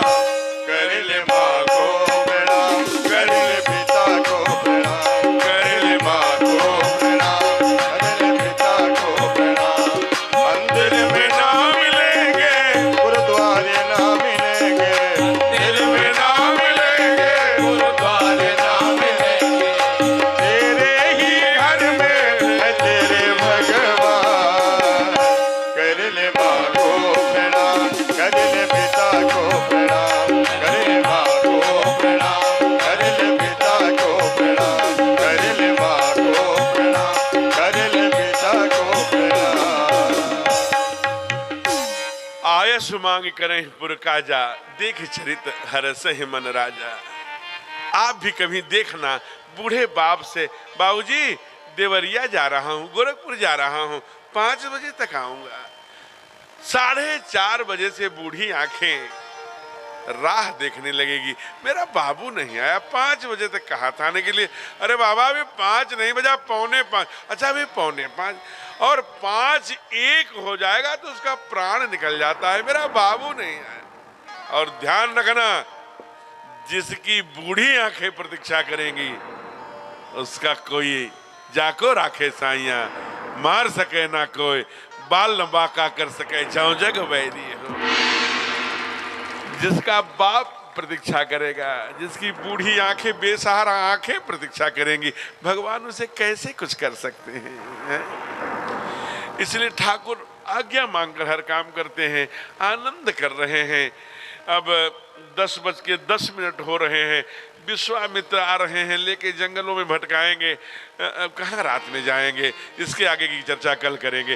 हे ईश सब सुखी हो, कोई न हो दुखारी, सब हो निरोग, भगवन धन धान की भंडारी, सब भद्र भाव, देखे सन्मार्ग के पथिक हो, दुखिया न कोई हो, सृष्टि में प्राणधारी। हे ईश सब सुखी हो, कोई न हो दुखारी, सुखी सुखी बसे बसे संसार सब, दुखिया रहे न कोई। चाहे अभिलाषा हम सब भगवन विद्या बुद्धि तेज बल, सबके भीतर हो, दूध भोग धन धान्य से वंचित रहे न कोई। आपकी भक्ति प्रेम से मन होए भरपूर, आपकी भक्ति प्रेम से मन होवे भरपूर। राग द्वेष से मेरा हो सौभाग्य दूर।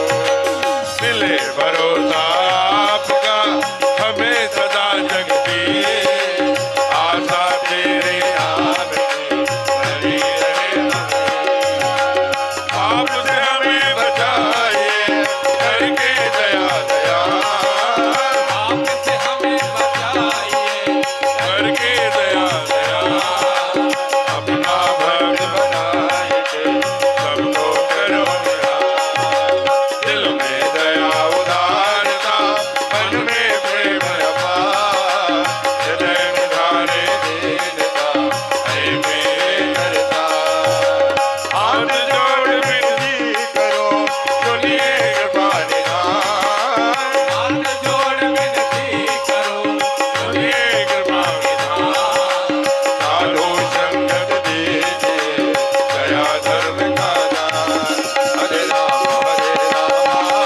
राम राम हरे हरे, हरे कृष्ण कृष्ण हरे हरे, हरे राम राम राम हरे हरे, हरे कृष्ण हरे कृष्णा कृष्ण हरे हरे, हरे राम राम हरे हरे, हरे कृष्ण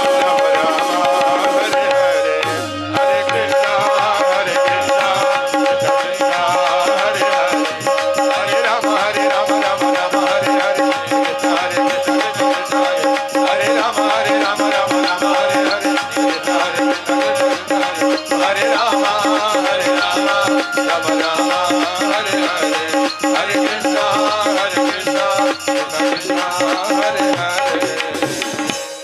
पवन तनय संकट हरन मंगल मूर्ति रो, राम लखन सीता सहित हृदय सुरभु बार बार बर मांगहो, हरषि देहु श्री रंग पद सरोजयन पायहि।